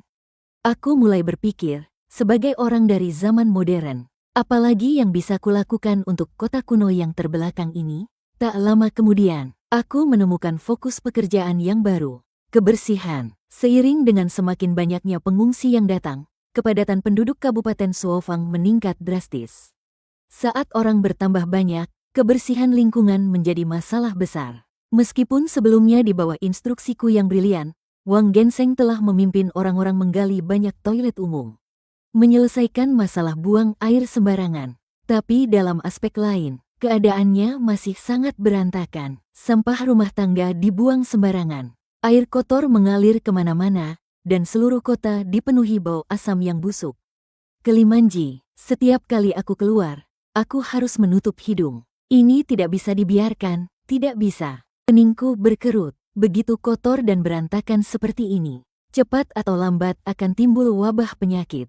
Saat itu terjadi, jangankan bicara soal menguasai dunia. Bisa-bisa semua orang mati. Aku tidak mau basis agama dewa hamburgerku berubah menjadi tempat pembuangan sampah biologis raksasa. Karena itu, kepala daerah kapitalis berhati hitam ini pun dalam sekejap berubah wujud.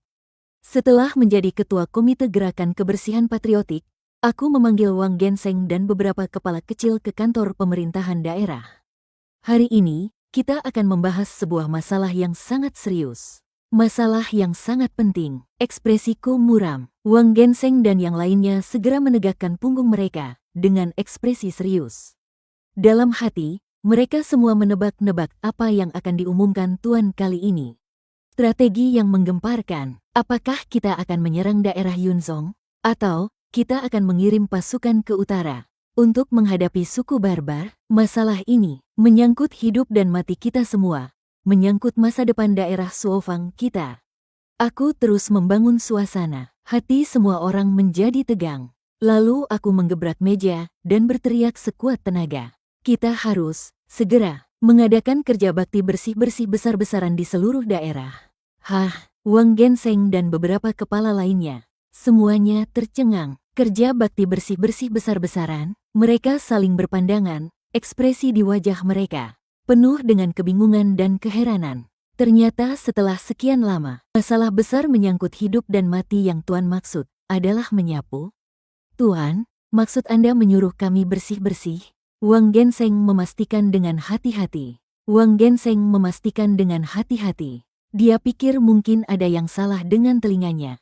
Benar, bersih-bersih, kataku dengan tegas. Mulai hari ini, aku akan memberlakukan peraturan kebersihan daerah Suofang.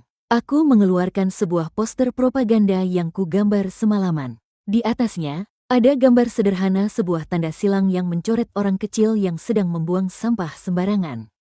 Dilarang keras membuang sampah sembarangan. Semua sampah rumah tangga harus dibuang ke lubang sampah yang telah ditentukan. Kedua, dilarang keras membuang air limbah sembarangan. Di depan pintu setiap rumah harus digali sebuah selokan untuk mengalirkan semua air limbah ke sungai di luar kota. Ketiga, membentuk tim pengawas lingkungan yang berpatroli di kota setiap hari. Siapapun yang ketahuan melanggar peraturan kebersihan, untuk pertama kali, hukumannya menyapu jalan selama 1 hari. Kedua kali, hukumannya membersihkan toilet selama 3 hari. Ketiga kali, jatah makannya dikurangi setengah selama sebulan. Setelah selesai mengumumkan peraturannya, aku merasa diriku sangat keren. Dengan serangkaian tindakan ini, aku tidak percaya kebiasaan jorok orang-orang kuno ini tidak bisa diatasi. Namun, pidatoku yang penuh semangat justru disambut dengan keheningan total. Wang Genseng dan yang lainnya semua menatapku dengan tatapan seolah-olah bertanya, apa Tuan salah makan obat? Setelah beberapa saat, seorang kepala akhirnya tidak tahan untuk bicara. Tuan, bersih-bersih besar-besaran ini dengan hidup dan mati kita. Apa hubungannya? Iya juga, hidup mereka tidak berharga, tumbuh besar berguling-guling di lumpur.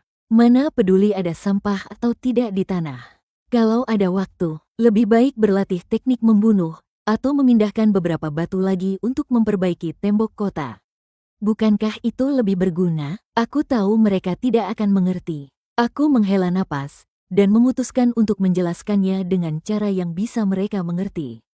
Bodoh, bentakku dengan keras. Apa kalian pikir, pejabat ini menyuruh kalian bersih-bersih besar-besaran? Benar-benar hanya untuk kebersihan? Semua orang langsung bersemangat. Ini dia, sesi penjelasan makna mendalam dari Tuan. Mulai lagi, kalian hanya melihat sampah di tanah.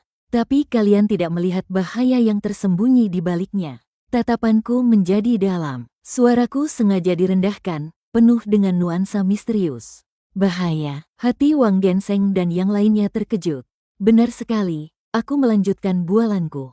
Coba kalian pikirkan, daerah Suofang kita sekarang adalah tempat yang sangat penting. Ini adalah basis kekuatanku. Musuh-musuh kita, contohnya daerah Yunzong atau suku barbar dari utara, apakah mereka tidak akan mengirim mata-mata? Mengirim pembunuh bayaran untuk menyusup ke kota kita? Pasti akan, jawab semua orang serempak. Lalu, apa keahlian terbaik para mata-mata dan pembunuh bayaran itu? Menyamar dan bersembunyi. Aku menepuk pahaku. Kalau begitu, coba pikirkan lagi. Jika kota kita ini di mana-mana penuh dengan tumpukan sampah, dot dan selokan yang bau, bukankah itu sama saja dengan menyediakan tempat persembunyian yang sempurna? Dia tinggal berbaring di tumpukan sampah. Siapa yang bisa menemukannya? Dia tinggal masuk ke selokan bau.